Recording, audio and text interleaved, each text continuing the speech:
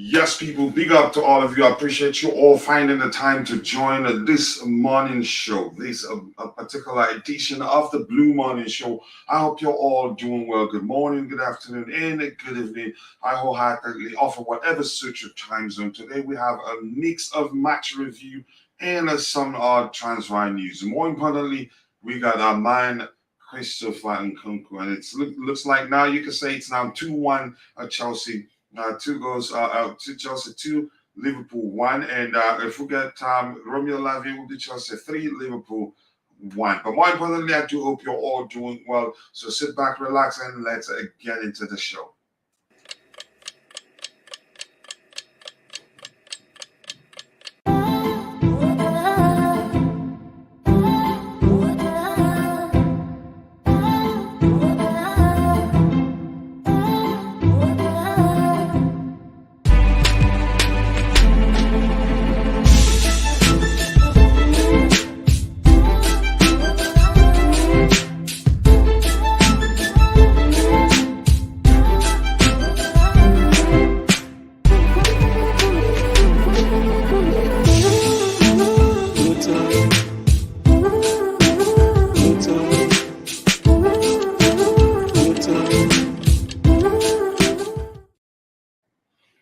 Yes, people, once more, welcome back. I appreciate you all. I hope you're all doing well. Quickly, I'm going to catch up on what we have in the chat. I'll breeze through it because it's still the start. Yeah, let's see. And Mitchell Boy, as usual, one of the first to join the show this morning. I appreciate you, Mitchell Boy.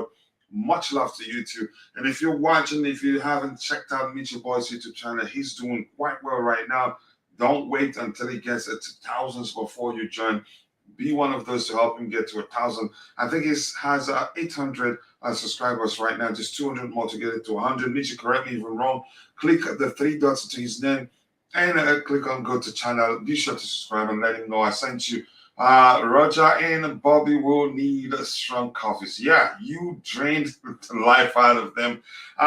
It's that time of the year, says Jerry. I hope you're doing well, Jerry. What class of performance from Chelsea yesterday? It will take time. It will take time. What time, may I ask? It will still take time. Well, it's just one thing is this. You could say the biggest takeaway is that how quickly we're progressing with our project. I think you could argue we're way ahead of time, just like Newcastle were last season. And I appreciate that. Even the players they haven't played together for a while. That start to the season will be a confidence booster for the whole team, and it will go a long way. Big up to you too. Caicedo Medical completed for not entirely. I think what I saw was that the biggest part, major part of his medical has been completed. I think I'm still a bit sleepy here. And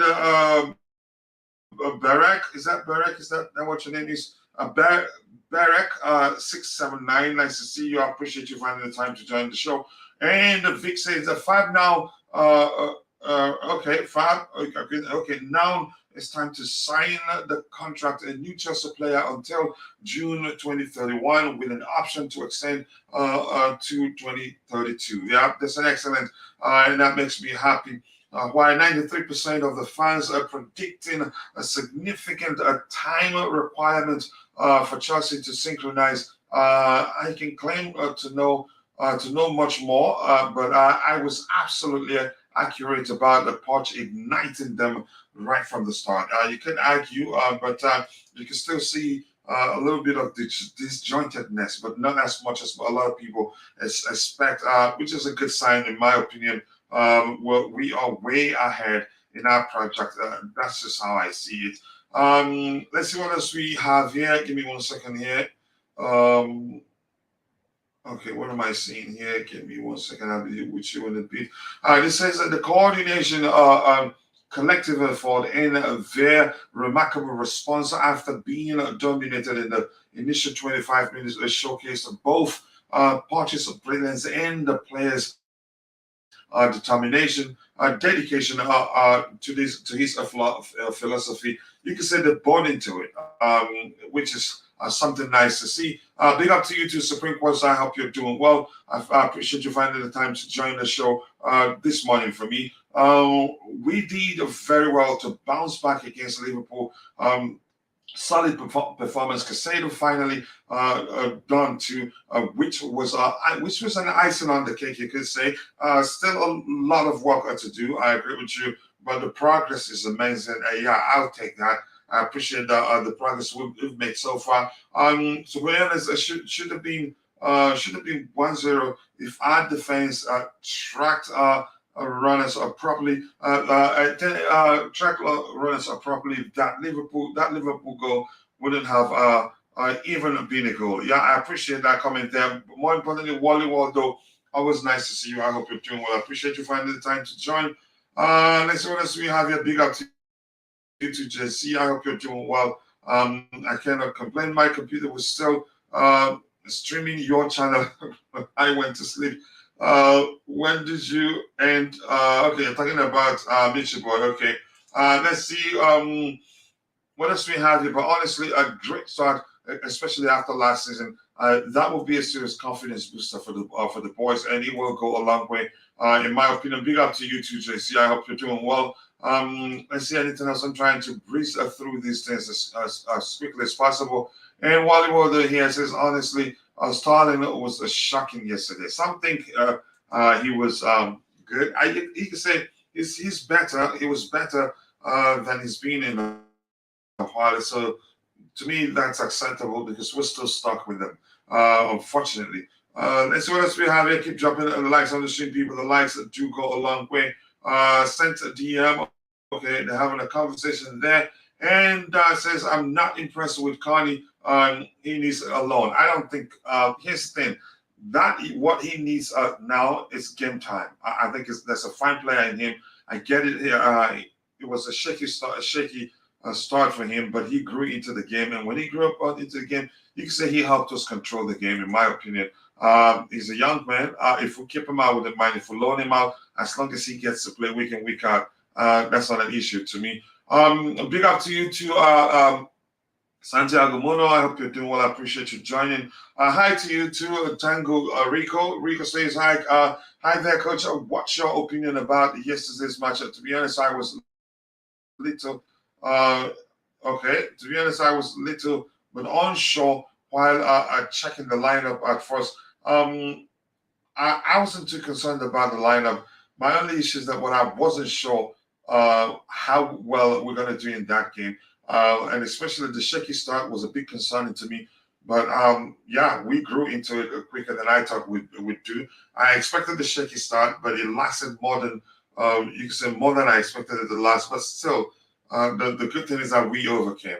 Yeah, man, I appreciate you, brother. I appreciate you so much. I hope you're doing well. I would love Chelsea to use the fund for Lavia to get a better attacker. We already have you already have a guy. One guy alone will not do.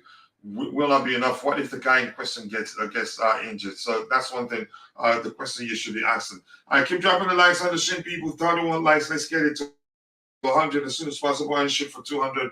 I appreciate you all. I'm gonna have to scroll past a lot of stuff we have here to get to the very bottom and start addressing the items we have lined up one by one. This says we should give up on Lavia and go back in for Kudus. Chances are we won on both.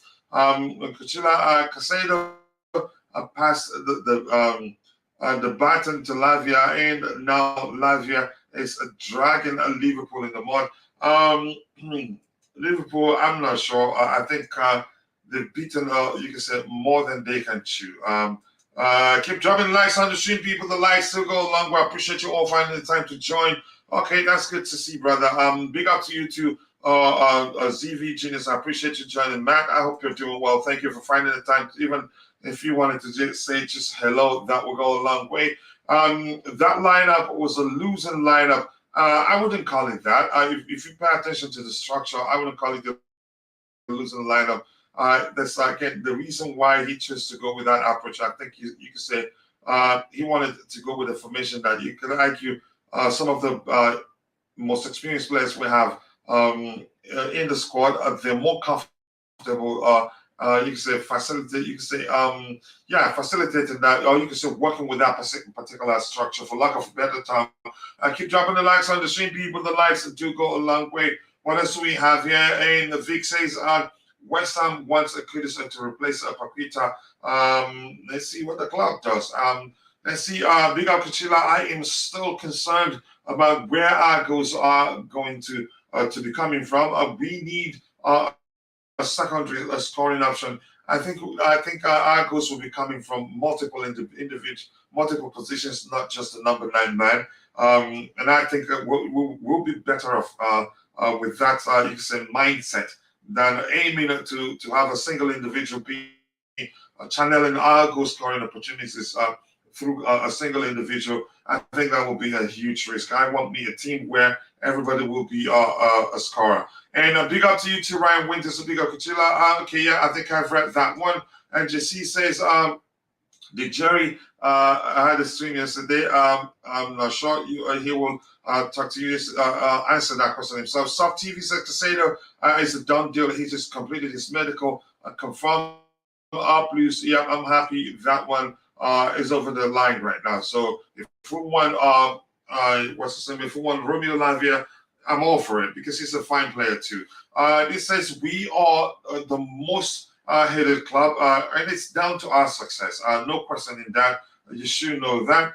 Let's see what else we have here. Keep dropping the likes on the stream, people. The likes to go a long way. 36 likes. And for those of you that are watching, but for one reason or the other, you're not able to participate in the chat, just know that we value you so much. You watching alone does provide great value for the community, and we appreciate that. So thank you so much. Good afternoon to you, to Jeff Tasikwe, who says, okay, happy days ahead.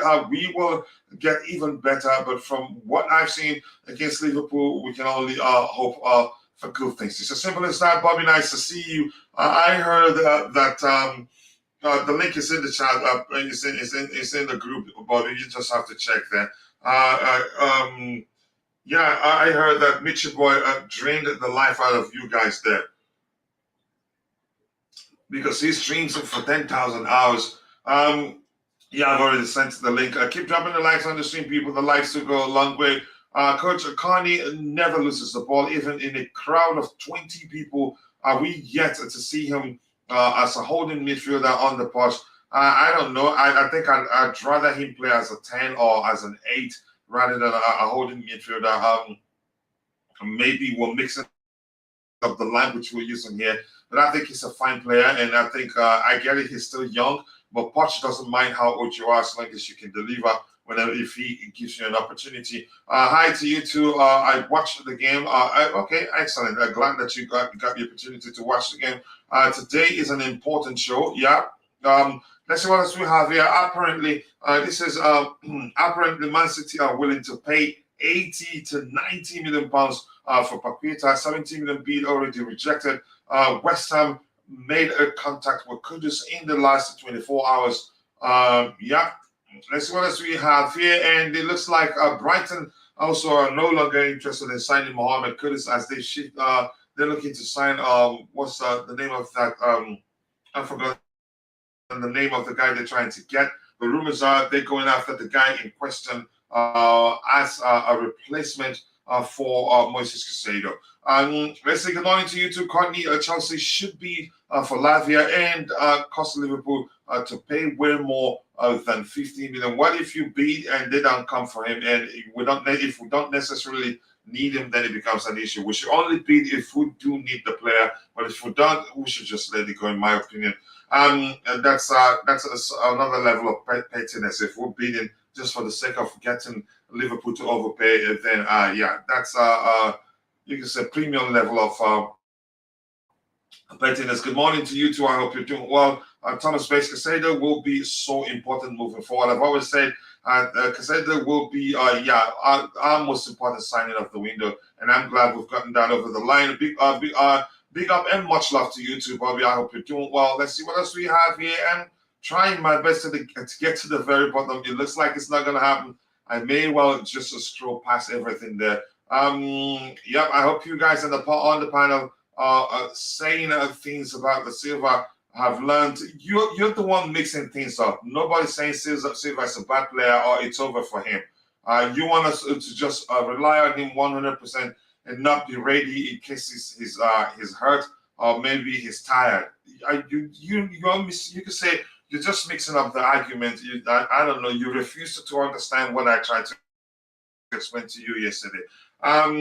Let's see. Chelsea have already gotten Caicedo. There's no need to get Lavia. Gutribu is a great alternative to Lavia. What we need is to replace Gallagher with an experienced midfielder like a Verratti.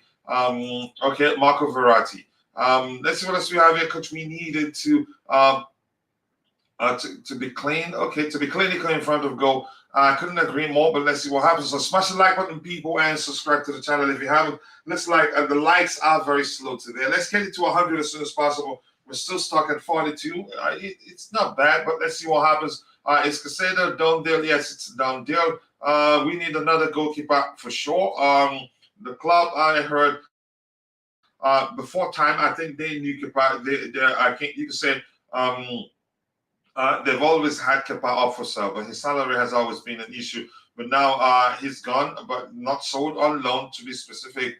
We need another goalkeeper. That's the truth. Good morning, everyone. Good news. Lavia to Liverpool. Agreed. Really? I didn't hear that.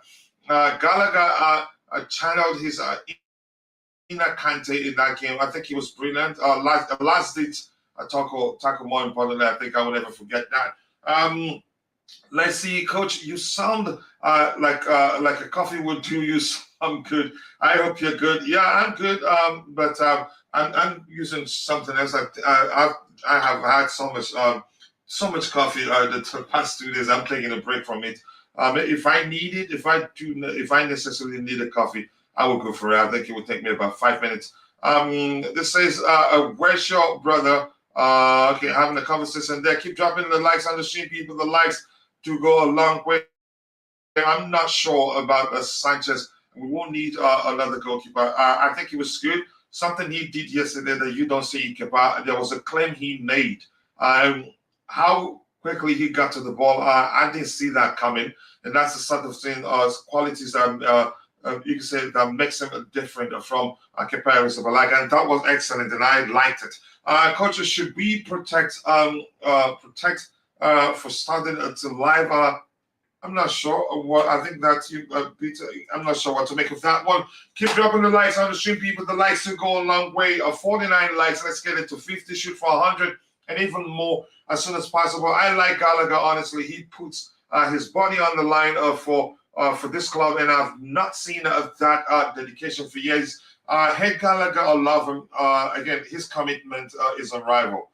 Honestly, his commitment is unrivaled. And again, that was a brilliant performance from him. He was a shaky. He had a shaky start, just like you can argue every other Chelsea player, even Liverpool players too. It was you can say a shaky start for both teams. They giving away the ball too much. So I'm not gonna you can say single him out and say he did that. No, he excellent. He was brilliant for us yesterday. Actually, that last ditch tackle I will never forget. And when he grew into the game, the rest, you can say he was brilliant throughout the game, in my opinion. Let's see, what else do we have here? Keep dropping the likes on the stream, people. This says Mudryk is supposed to be a starter. Start that match. I think the structure was the reason why he didn't start. We played where I think it was 3-5. 3-5-2. Which is a formation where, again, when you use that particular formation, the wing, you say it's either you said the wing play becomes redundant. That is, the wingers, either left wing or right wing, they become redundant, or you use them as eights, and then we had, you can say, specialists on the pitch wide, or other ways the manager wanted to structure the attacking area that didn't leave room for him to start the game. So I get it. I think he will play quite a lot of games, especially when we go with 4-2-3-1. Let's see what else we have here. Keep dropping the likes on the stream, people. After getting an experienced midfielder, we need a competition for Jackson and a temporal replacement for Nkunku. I don't think we should go for any player on a temporary basis. We should go get a player with them. You can say get them. You said to be a to compete with Nkunku. And now, if we go with the temporary solution, would start racking up what's it called would start racking up what we call deadwoods again, and I don't want such a situation. Okay, right now it's about time. I'm just going to say hello to people that I haven't said hello to, and then we'll start addressing the items we have lined up here. Ugochukwu is the League One, Caicedo, but we still need Lavia. It turned up to me something the manager to decide what players he wants or not, but I think if we keep him, I think he would do well for us. Romeo Lavia rejects Liverpool for Chelsea. I think we've seen that before. But thank you for that. The Chelsea Blue 1905, I appreciate that. The upcoming live games are all within reach for maximum points, and that will go a long way. I keep dropping the likes on the stream, people. The likes do go a long way. We need Ugochukwu because of height, but I understand if we loan him, loan him because of Gallagher's recent performance. It's up to the manager to decide. But Gallagher isn't a DM. Even though he did as well as he did, I think he'd offer more for us on the flanks, in my opinion. But still, if the manager prefers he's more effective in the central area of the pitch, I'm fine by it. 150 million was a lot of money to get him. Yeah, but I'm all for it. I'm good. Keep dropping the likes on the stream, people. The likes do go a long way. I still need to put these chances given to us away. But great start to the season.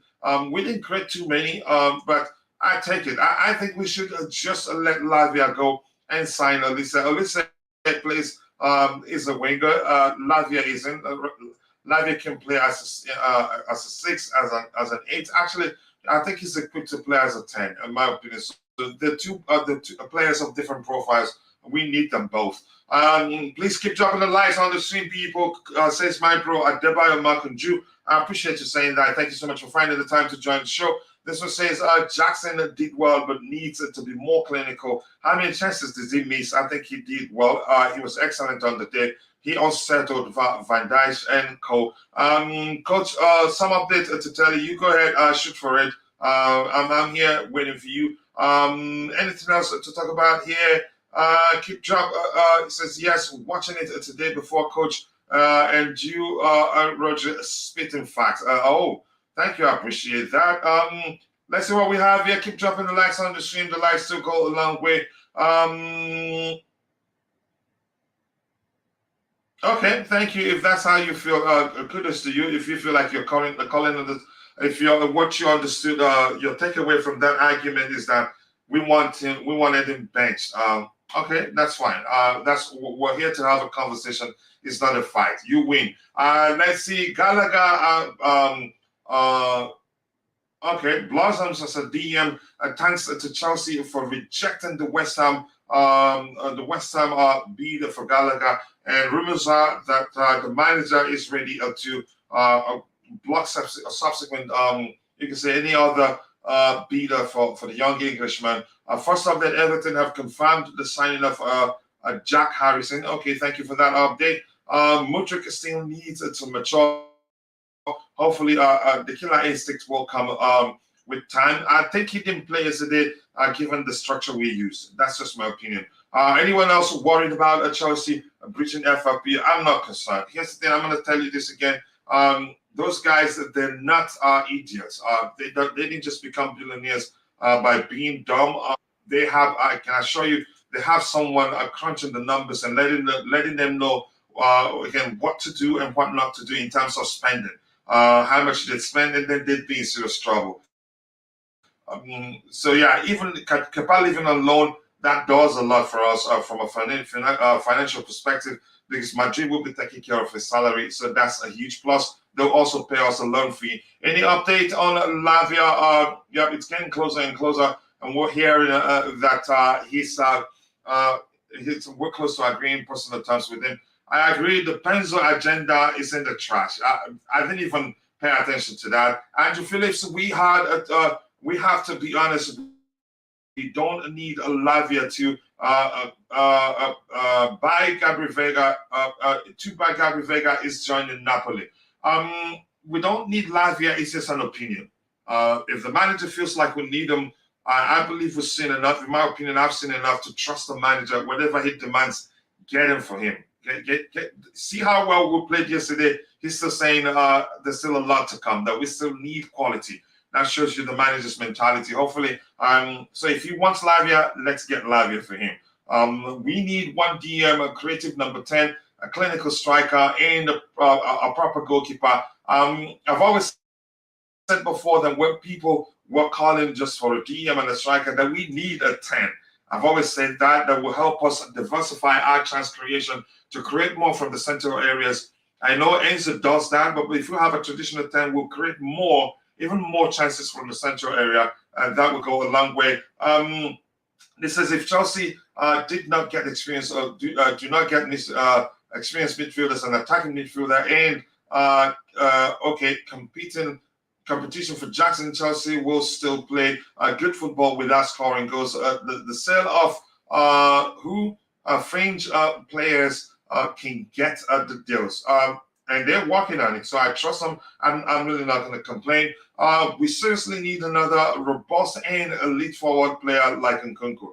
I think we will. I'm not concerned. So I'm just going to go to Roger right now. There's so much. That's just too much in the chat. And apologies, I cannot get everything. As much as I like to interact with you, if I keep doing it right now, given how much we have in the chat, and I don't want to turn on slow mode, that be the only thing we'll do for the rest of the day. So much love to you all and respect, but be rest assured I will be highlighting the comments one by one. So Roger, I'm going to come to you. Let's start. Let's just knock this one out quickly. We got the deal over the line. We didn't get to talk about that yesterday. Some of us were concerned that it wasn't going to happen. That Liverpool may well, you can say, go back in with another bid, because since they refused to pull out. But congratulations to us. The owners did well, and we got the deal over the line. So what you have to say about that before we start? Let's just knock that one out before that's about Moises Caicedo. Before we go into the reviewing the match proper. So Roger, if you're there, you have the floor. Hola, coach. Hola, Bobby. Long time no talk to, Bobby. Mm-hmm. By the way, been a couple of hours. That's too long. I don't know whether the reports are true, but there were reports that that this deal was consummated, so to speak. Technically, it was agreed upon and signed last night, the night before, I mean, but they didn't want to announce it till after the match. I'm not sure how valid that is. I think it was ESPN or Sky that reported that. So, but it's immaterial. The deal has been done, so that's all that matters. It would have been wonderful had that taken place a couple of weeks ago, but you know, I'm still happy with the fact. Did we overpay? Yes. But you know what? He's going to be vital. He's a younger version of N'Golo, in my opinion. And I say that obviously with the highest compliment possible. So I think he's actually more technical than N'Golo also, especially with his one-touch passing. So you cannot... You think so? You cannot be ecstatic and excited to watch this team grow if you're a Chelsea fan. So these are very good times ahead of us. So I can't wait. But yeah, I'm glad he signed, and I wonder what number he's going to get. I think what was the number? Well, the day we went through the number, somebody said specifically a certain number was still available. Somebody said that was going to be his number. Was it number 4? I think it was 4. Does anybody? Nobody has taken the number 4. I'm not too sure, but that's, by the way, that's again. This you can say we. You can say it took so long that now that it has happened, we don't have much to say actually. Yeah. Except if you get you. And by the way, Coach, we're exhausted. Go ahead. I think it's TalkSport that reported a few hours ago that Liverpool have agreed a 60 million deal with Southampton for Lavia, but it's up to Lavia who he wishes to go with. So the ball's in his court, essentially. And Lavia is understood to be to prefer you can say his preference is Chelsea Football Club and not Liverpool. I don't know, but yeah. Yet again, the ball is in his court. The ball is in the player's court and not in the buying and selling team. So that's good news. Mm. Yeah, like I said, I think it's you can say it's been going on for a while now. That once we got it over the line, the reaction wasn't much of what we all expected to be. I've seen people saying the announcement will hit differently. It didn't really. It was like some you can say some of us had expected to expect the club to get it over the line. You can say we've been. You can say it's been tiring. It's been exhausting. Draining, Coach. It's been draining. It's been energy draining. Mentally draining. Emotionally, emotionally, everything you said. Honestly, wears on you. Yeah. Bobby, what do you have to say with that one? That's the only transfer we'll talk about right now. Then after the match review, then we'll come back to transfer again. Let's just knock this one out. Get it off our system. However you want to say it, if you want to see it from Liverpool's perspective, I'd love that. But you have the floor, Bobby. Go for it. I was. Good morning, guys. Good morning to you too, brother. It's been a minute, Roger. In the end, I had to plead for mercy and ask to go to bed. Yeah, from that platform. We love Michi. It was really late. Michi is one of us. Yeah. For sure. For sure. Good chap. For sure. Listen, have you noticed the pattern? There's this pattern. I'm now 100% convinced that a lot of the negativity and spite thrown at Chelsea from the media is being led. They're not the only ones, but it's being led by Liverpool fans in the media, in the FA, and on social media. They're quite spiteful. They really are. There's this pattern. Chelsea doing something, Chelsea progressing, and some people just want to pull them back. Oh, they don't need Lavia. Oh, they're spending too much money. Oh, don't do this, don't do that. Always trying to pull Chelsea back. Always. If you had watched that game yesterday and seen the expansive way we played, it took us a while because naturally there were nerves. Naturally, players weren't used to each other, and they had to warm up, as it were, and some tactics needed to be adjusted. And thank God we now have a manager who has tactical nous, who recognizes the need for physicality in certain areas of the pitch, who has the physicality to use and is using it. But if you had watched the expansive way Chelsea played, and if we get all our targets in, the remaining targets, Lavia's, Caicedo, thank God it seems to be done. I think he's already doing his medical. Kudus, I tell you what. Some are saying he's done with the medicals, actually. Oh, really? Yeah, well, it's just for the announcement. But what I saw is that some people is that the main part of the medical is done. But go ahead, Bobby. I tell you what, this thing that Pochettino said, that he's there to challenge, I think it's real. I think he can challenge, because the way he's playing is really the business, and this is what these people hate. Quick question, Bobby. Quick question now that I have you. I know Michi drained the life out of you today. I'm gonna grill you today. Yeah. Question I want to ask you that point that when the manager said he's going to challenge, he means it. Some are saying he's just saying it to motivate the players. But if you listen to Enzo Fernandez, he said we want to win the league. What's his name also have said it. Ben Chilwell, the vice captain, has also said it. Do you think at any point the manager would just say, we want to win the league just for the sake of motivating the players? I don't think so. What I've seen managers do is actually be cautious and say, there's Man City. I've seen managers say there's Man City, there's Liverpool. We need to catch up with them first before we win the league. I don't think it's, in my opinion, I don't think it's just say that because he wants to motivate the players. But you go ahead. If you want to finish what you were saying before you come back to that question, I'll I'll be happy to hear you or talk about that. I'll add it to my response. You know, Mauricio Okay. Pochettino has had first-hand experience of being a Chelsea rival. He has watched how the club move.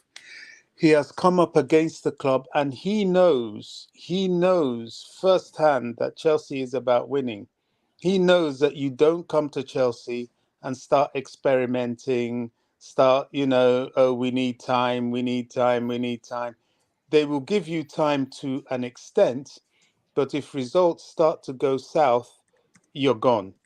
And he knows that the only way to build any kind of legacy, any kind of sustenance at this club is with success. Now, there is massive investment going into the playing side of this team. It's a total revamp, as we know.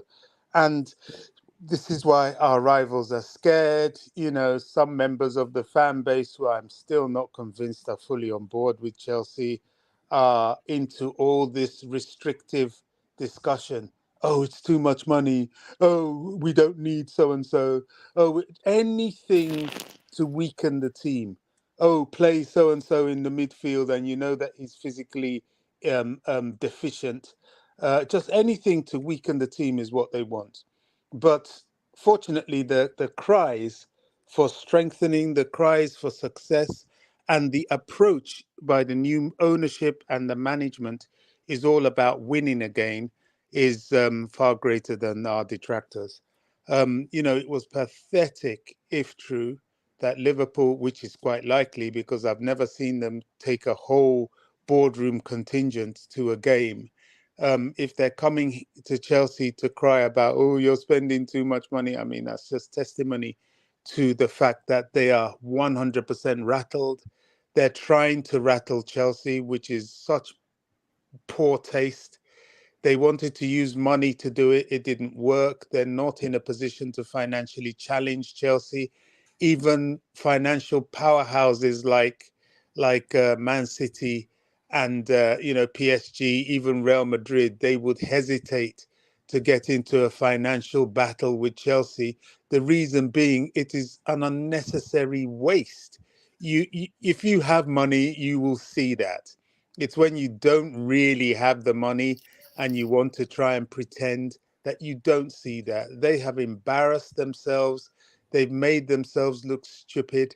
Coming now, this Lavia thing, I'm hearing he wants Chelsea. This is what I'm hearing. I've actually paused something from Ben Jacobs at the moment. I'll go back to it.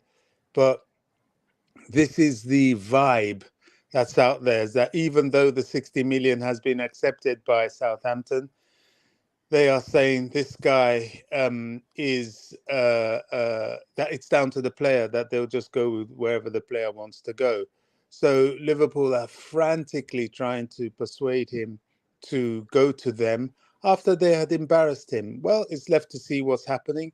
Maybe they might give him some ridiculous wages. I don't know. But at the moment, it's very, very much up in the air. And the beauty about the Lavia thing is that we're quite comfortably going for it. We need him, we want him, we always have. But having secured Caicedo, it puts us more comfortable and less stressed in this battle for Lavia. But Liverpool has conducted themselves in a disgraceful way. It has to be said. Even their own player, Jamie Carragher, who is one of the exponents of their propaganda and very much an attacker of Chelsea, last night in Sky Sports was confessing to how embarrassing their approach is and how silly it is. You know, right now they're just looking very, very hypocritical. Instead of them, if they have that much money, then go make a bid for what's his name, the guy in Real Madrid. Valverde? Chomeni. Go make a Chomeni, bid for yeah. him. You know, I know they won't listen, but you never know. You know, or even Valverde. You know, make a bid for him. I really like Valverde. I think he's an excellent player. But they won't. What they're doing is exposing their envy. What they're doing is exposing their sour grapes, and they've taken their eye off the ball. and they're targeting Chelsea. Oh, Chelsea's there, let's go and outbid them. Which is very, very bad. You're not focused. You're moving emotionally and not practically, and it's making them look bad. I mean, even pundits that back them, Alan Shearer, Jamie Carragher, Gary Neville almost stuck in his throat. He didn't really say anything, but they're all saying, "Whoa, Liverpool, you're looking silly here. You know, back off, go somewhere else." You know what I mean? This ain't your fight. You're putting yourself in a fight that you shouldn't be in. And if your energies was based on looking at other talents like you claim you're able to do, you probably would have got someone by now. Listen, don't get me wrong, they're a very good team. Their midfield is tasty with Slabbersly and forgive me for one day I'll get that guy's name right. It's Each so time I hard. try and say his name, I think of how it's spelled and it frightens me, and I come out with all sorts of nonsense. Just call him Dominic. Yeah, Dominic. Thank you. I mean, you know, Dominic's he's a nice player. McAllister's a nice player, and you can tell they do It's need smooth. very good play. They do need that DM, but because of the dynamics of their team, they can get a DM to suit them far more easily than we can. You know, look at what we've done. We've gone and got Ugo Chukwu. Didn't see much of him, but the little we saw, I'm like, this guy, there's something there. I like his height. He seems technical. He seems to know how to do stuff with the ball, left foot, right foot. Yeah, he stopped a goal, albeit perhaps by accident. It came off his shin. But it looked slightly as if Sanchez was probably covering it anyway. I don't know, but we'll never know now. So, you know, they're acting very salty at the moment, Liverpool, the club, the fan base, and the ownership. That's what surprises me the most. It was childish, very childish. Now, we have learned that this sort of, I don't know whether to call it bad blood, between him and Todd Bowley in particular transcends to American sport. I think there was a player in baseball, you should be able to tell us better, Coach, that one of them wanted, and I suspect... I don't follow baseball, actually. I have to be honest with you. Well, I'm hearing there's a player that I think perhaps John Henry wanted, that Todd beat him to in baseball again. So he has it's now a pride thing. He has this thing, and he doesn't like Todd Bowley in particular. Now, Todd Bowley's not alone. You know, just quickly, breaking news. I don't know if these two are, if they have again, if they're related for any reason, if it's happening for any reason. This says Romeo Lavia started following Moises Caicedo has started following Romeo Lavia. I don't know if by any chance the club will tell somebody like Caicedo, come, you get to play alongside Romeo Lavia and what's his name, Enzo Fernandez. I don't know why people are making the news out of it, but I don't know how important that is or what it means. I'm not too sure, but go ahead, Bobby. Yeah, I mean, I personally, I always ignore, you know, who follows who and all. Sometimes it's relevant, but a lot of the time I don't think it's significant, even if it's relevant. Yeah, I mean, they as a club, they are losing it. They are not focused. They're in a bad way. It's like having two prize fighters, two boxers in a ring, and I don't know. I guess you guys are too young to remember people like the great Muhammad Ali, or you might remember people like Sugar Ray Leonard. You know, these people would get you angry in the ring. Why? Because that's when you lose focus. You start swinging and they're calculating and they're just hitting you in the right places and they knock you out. You've lost your focus in the fight. And that's where Liverpool are at the moment. They have lost their focus. They're so angry, talking about going to the Premier League, all this nonsense. That is silliness now. Because we all know that the likes of Blue Co have their accountants, they have their lawyers, they're doing their homework, they're looking at all the rules with a fine-tooth comb. They said it from the beginning. Remember when Bowley said, we are very aware of financial fair play. And yeah, go ahead, sorry, if you were still speaking. Sorry. just a little bit more, please, Coach. He said that we are very aware of financial fair play. That was why he utilized things like amortization. And I learned something new last night, actually, in one space on Twitter, and that is that if you notice, that a lot of our deals are 6+1s now. I know Caicedo is a lot more, but there's a reason for that, which we'll probably talk about later. But there's 6+1s, and the reason for that is that because we're not in Europe, amortization for us, according to the 5-year rule, doesn't exist because it's not yet implemented in the Premier League.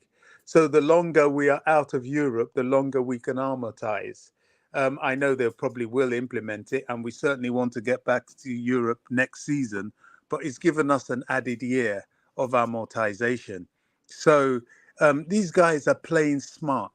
So while clubs like Liverpool are looking to report and get all sour grapes and, oh, we've got this information, save your time looking for information against Chelsea and start sorting out your program. That's my message to them, because they're looking foolish and they're going to make themselves look even more foolish. Right, I'm going to catch up with what we have in the chat. Then once I come back, we'll go into reviewing the match. I know we all cannot wait to get into that. And if any news emerges, we'll talk about that. I appreciate you all joining. If you're using on a desktop, using the browser, Chrome browser, on the bottom right, you'll see a panel, emoji panel. You'd see heart icons or something like this. You see the heart icons like this. Just give me one more second. The screen is problematic. You see the heart icon? Why is it not opening? Okay, 100%. The heart icon, click on it. It will help trigger the YouTube algorithm. So this says how long until Olise comes back to play? I'm not too sure. But if his injury, if it was that serious, I don't think would be pushing to sign him. Good morning to you, to a lot of people, Mr. the coach, and everyone. We need a striker like Lukaku to finish those chances. Yeah, I know you're trolling there right now. Let's see what else we have here. Keep dropping the likes on the stream. Caicedo has just completed his medical. I thought they're saying he's completed the major part of it, but that's just me. Let's see what else we have here. I'm going to scroll to the very bottom. If I see anybody I haven't said hello to. Breaking news: Bristol Rovers are closing in on a transfer of Chelsea England on the 20 captain Harvey Vale on a season-long loan. I think he needs that. Richard will tell you it's not ready. I haven't even mentioned your name, and you're coming up here already, Richard. Phantom has these Portuguese winger. I've forgotten his name. He can play across the entire attacking line. I'm not sure who you're trying to mention there, Adebayo. I think, to me, yesterday, Chelsea, they play a good game. Overall, I think we all can agree. Benjamin, I appreciate you joining. And Tony, I disagree, Coach. I think they will breach, but accept the cost fallout as the cost of doing business. I don't think so. I don't think they'd risk that, because the punishment isn't static. The punishment can change from tomorrow. They decide maybe the punishment for anybody that breaches the rule will be to get relegated.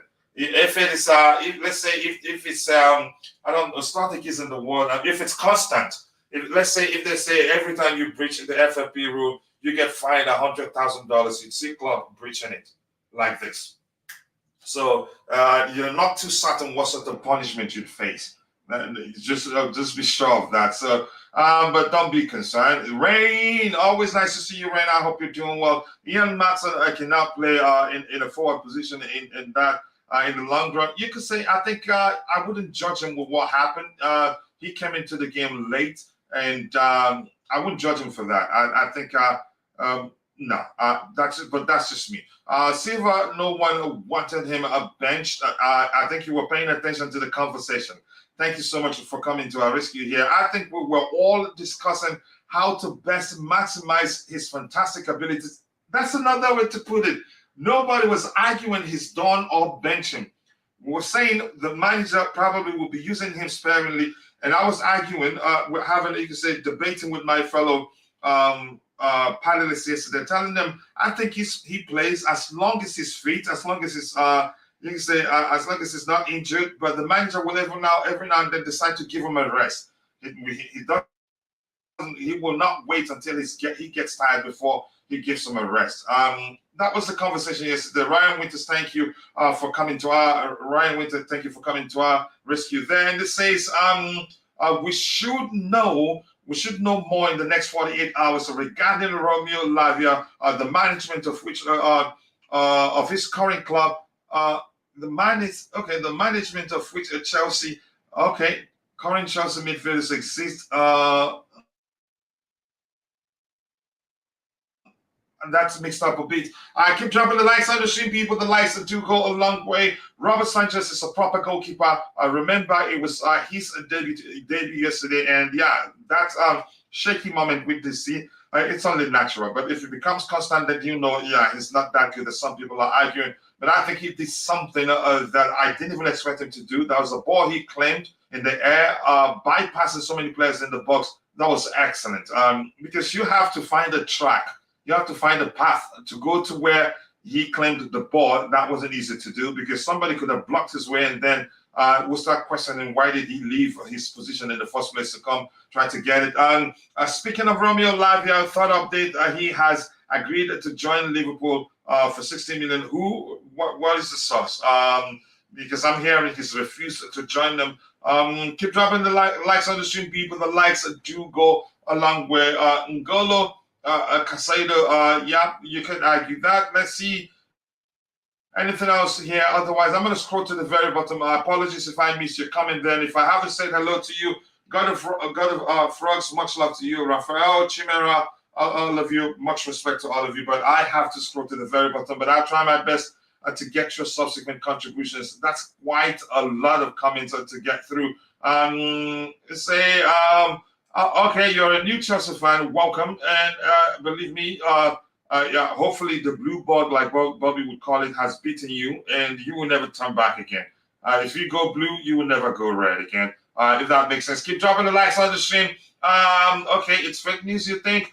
Let's see what I said. I spread it over 12 to 20 minutes. Okay, on the stream. Hazard was available to sub on for Sterling yesterday. Yeah, I didn't know he was in the stadium. I think they caught him by accident.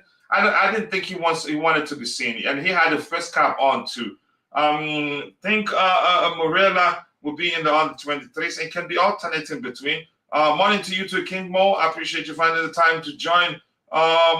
Let's see what else we have here. Anything else here? It's too late for Liverpool. Now, Lavia can do what? Lavia can see they are desperate, whereas we've been after him for more than a year. But it's up to him. Let's see. I think Mitchie streams every day. He will educate you on that himself. He's in the chat there. John, welcome on board. We love you. Express yourself. Mitchie spending his waffle over many videos. Mitchie is doing well. I'm happy that the pace of the game that his channel is growing. The other day he got nearly, I think, up to 200 subscribers in one stream. Yep. And he had, at the time, he had 250 plus, 200 plus people watching. I think 300 maybe at the point. So that's good news. Yes, sir. Panda, nice to see you. I hope you're doing well. Patrick Wimmer. Okay, that's another conversation right there. Hazard with one leg works better. And oh my goodness, Raz. Okay, let's see. Caicedo is here. Yep. They can go. You can say. If they need tissue, I'll supply them some. I understand Liverpool have acquired about the situation of Renan Tchouameni and Federico Valverde as Moises Caicedo and Romeo Lavia look set to join Chelsea FC. Real Madrid midfielders are. Yeah, they're not. I don't think they'd let any of them go. Lavia followed Carney. Lavia also followed Carney. So I like the stocking. So you can say from stocking these players, you can make sense of a whole lot of things. This says that Liverpool are furious after Chelsea agreed a fee for Moises Caicedo. Liverpool had been given initial encouragement by his entourage, but then Caicedo rejected them. It's about the players are his preferred destination is important. Robert Sanchez, I was told a couple of days ago then I would be starting. But this is football. You always have to be ready because things can change very quickly. And he was ready. He did very well, really. Not a lot of Liverpool fans in here today. Would you be here if you were a Liverpool fan, except for a convert, which have decided, okay, you know what, I'm done with this. Check out Patrick Wimmer. He's much better than Turkey. Okay, I will do. Sanchez, I think, is that guy. I think he's good enough to be that guy.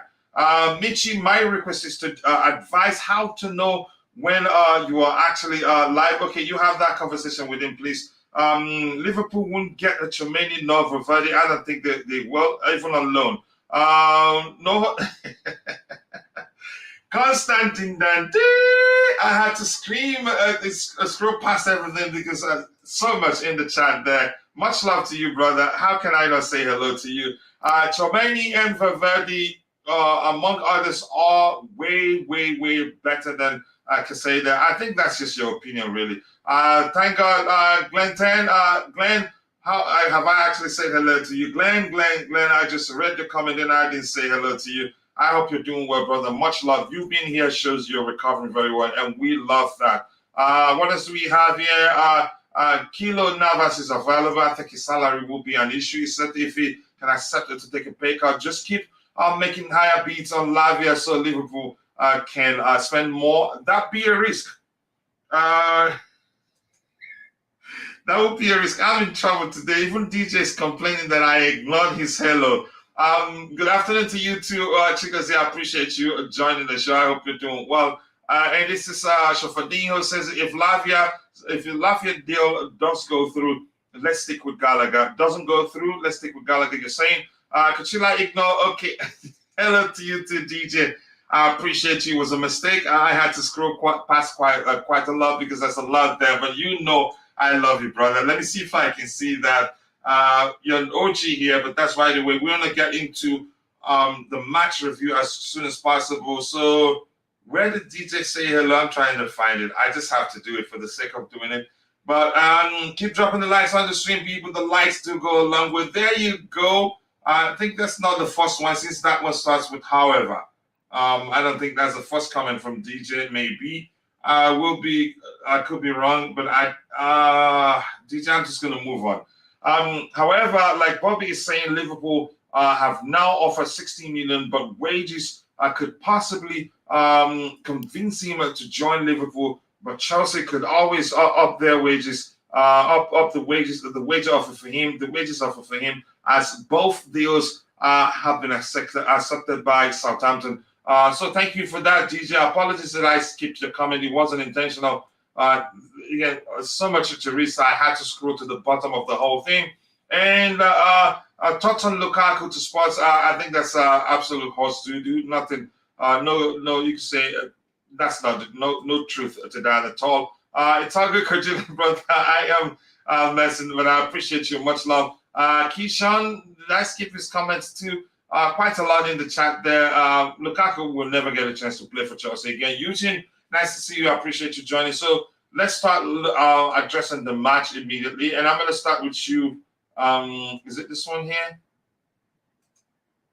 Where am I looking for it? And it's not showing up. Let's get into it. This is it. We'll start by looking at the statistics. If you're there, I think we have much in-depth. Yep, this one here. Total shots, 10 for Chelsea and 13 for Liverpool. Okay. Shots off target of 4 for us. And how many for them? 7 for them. Shots on target, 4 for us, 1 on target. That's important. That's the most important thing for me here. That's the stat that blew me away. Because in the 18th, 1 shot on target alone. Yeah. And that was in the 18th minute, I believe, or the 17th minute. That means for 3/4 of the remaining match, they never had a shot on target. That's an impressive statistic. And you can say that highlights the importance of not just looking on the statistics alone and not just, you can say, relying on eye tests alone. You need them both. Because eye test alone will say Liverpool, because how much, again, they got to our box on a couple of occasions. Without statistics, you'd say, yeah, they should have more than 1 shot on target, but it's just 1. And that's telling, really. With the exception of the offside goal they scored, and obviously the goal they scored, they didn't really test our keeper. Think about it. We're talking about a prolific, scoring at will team, and I would be very surprised if they went the remainder of the season where they only had one shot on target the entire match. I'd be very surprised. I think this will be a season low for them. I really do. Yeah, that shows you how you can say Pochettino's approach in that particular game was, you can say, it was genius, really. Yeah, it was hard to get going, but once we started again, we picked up. Liverpool weren't able to play. And Trent Alexander-Arnold, during an interview, said clearly at one point they sensed danger and there's no shame. I can't quote the exact word, but he said clearly there's no shame in trying not to lose the game. But coach, a lot of analysts were saying that they couldn't see where the goals were going to come for Chelsea through the season to come. But at least we hit the target 4 times and they were saved 2 or 3 times by the keeper. Then the same could be said even more so for Liverpool because they were only able to hit the target once. So I find that hypocritical, to say the least. And they were not being truthful. That was on MSNBC, or was it called? I think was it NBC? No, it was Alexander on. Arnold. He was clear. No, sure. No, I'm talking Did you about see that interview? Yeah, of course. Yeah, but I'm talking about the criticism across multiple platforms, ESPN and Sky, where they both basically stipulated that the number one concern for Chelsea was they failed to see where the goals would come throughout the season from Chelsea. But yet, at least we were 400% greater at hitting the target than them. So if you're looking at them as being a prolific goal-scoring team, then how can you actually deduce that? Now, don't get me wrong, they have wonderful players going forward, but they're basing it off one game. If you're going to base it off one game, statistically, that's hypocritical. Yeah, and some were saying, some pundits were saying that the draw, you can say, it's a fair result for us, and Pochettino disagrees, and I agree with them. And the stats say the same thing. 2 shots blocked, 5 they blocked 5 shots, which means we were on them. Hit no woodwork. Nobody hit woodwork. Not a fair result, coach. No, it wasn't. No. I think we should have won the game, and the stats say the same thing. Let me just go through the statistics here. Shots inside the box, 9 for us, 8 for them. Shots outside the box, 1 for us, 5 for them. Expected goals 1.35 to theirs, which is a 1.28. So we were better in that aspect. Yeah, you could say, I think we deserved to win this one. We were just unlucky, in my opinion. But go ahead, Roger, so that we can get Bobby's opinion before we start. I think also, especially in the second half, they, with the exception of about a 7 to 10 minute exception for them, we absolutely dominated the second half, and a lot of the time with purpose. There was a lot of passing forward. No safer options. It was all, you can say, purposeful passes still. But go ahead. And then when you look at the first 30 minutes, a lot of the analysts were saying that they dominated the first 30 minutes. I disagree. I've just watched the first 31 minutes. I think about 25 minutes or so, 20 to 25 minutes. And out of the first 25, 26 minutes, we had a good, strong 10-minute spell. And the 6-minute spell, they didn't even touch the ball. So I disagree. But listen, they were the better team in the first 30 minutes, but not to the extent with which we dominated the second half. And the statistics bear that out, and so does the eye test. I thought we were the better team. And I'll be honest with you. And if you watch the interview, I'm going to repeat myself again. Yeah, Trent Alexander, Trent Alexander-Arnold, I agreed that at one point they were playing not to lose the game, and there's nothing shame in that. He said it just as I said it right now. But go ahead, Roger. Yeah, even Klopp said, you come to the Bridge and it's a tough place to play. And I've got to admit, I can't remember which analyst it was, whether it was TalkSport or Sky. They were saying that the Bridge is going to be, based on what they're seeing so far and based on what the coaching staff have been able to do in such a short period of time, that they believe this is going to be a siege mentality at the Bridge. It's going to be very hard to to succeed here for any visiting team. I think, and I hope that's the case, because listen, we weren't playing,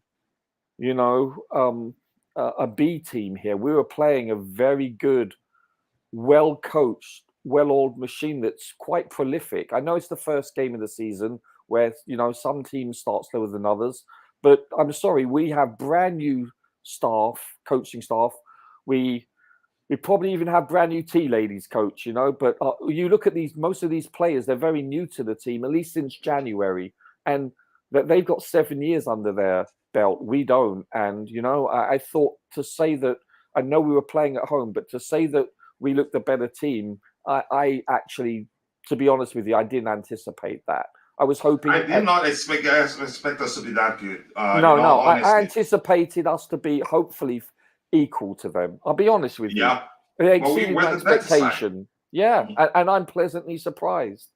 Yeah, let me catch up with what we have in the chat. We're getting to the nitty-gritty, as somebody would say. Bobby says that Liverpool's not Bobby, the blue to forget. Much love to you too, brother. Liverpool's side chicks are complaining to the Premier League that they don't have a ring on their fingers.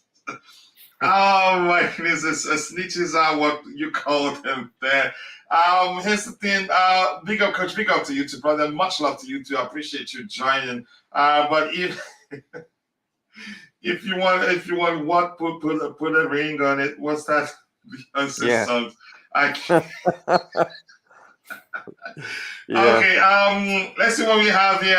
Keep dropping the likes on the stream, people. Much love to you too. Kimster says, I hate Liverpool more than Arsenal now. And VJ, nice to see you, brother. Much love to you too. I appreciate you finding the time to join. And if you're watching, click the 3 dots to VJ's name and go check out his YouTube channel. Be sure to subscribe. He has some excellent videos there, all excellent videos, because he again from the if you want anything, have anything, any questions with regards to Chelsea's finances, ask him. Believe me, you will not be disappointed.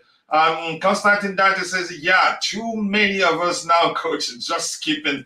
I think because Bobby spoke for a while, so it wasn't easy to catch up. And if I try to catch up, we'll be going back and forth topic, because by the time I'll get to certain comments, we're already on another comment. It won't be aligned to what we're talking about, so it doesn't make sense. And I hate using slow mode, because I appreciate the fact that you can say the core, or for lack of a better term, of the Blue Money Show is how interactive it is.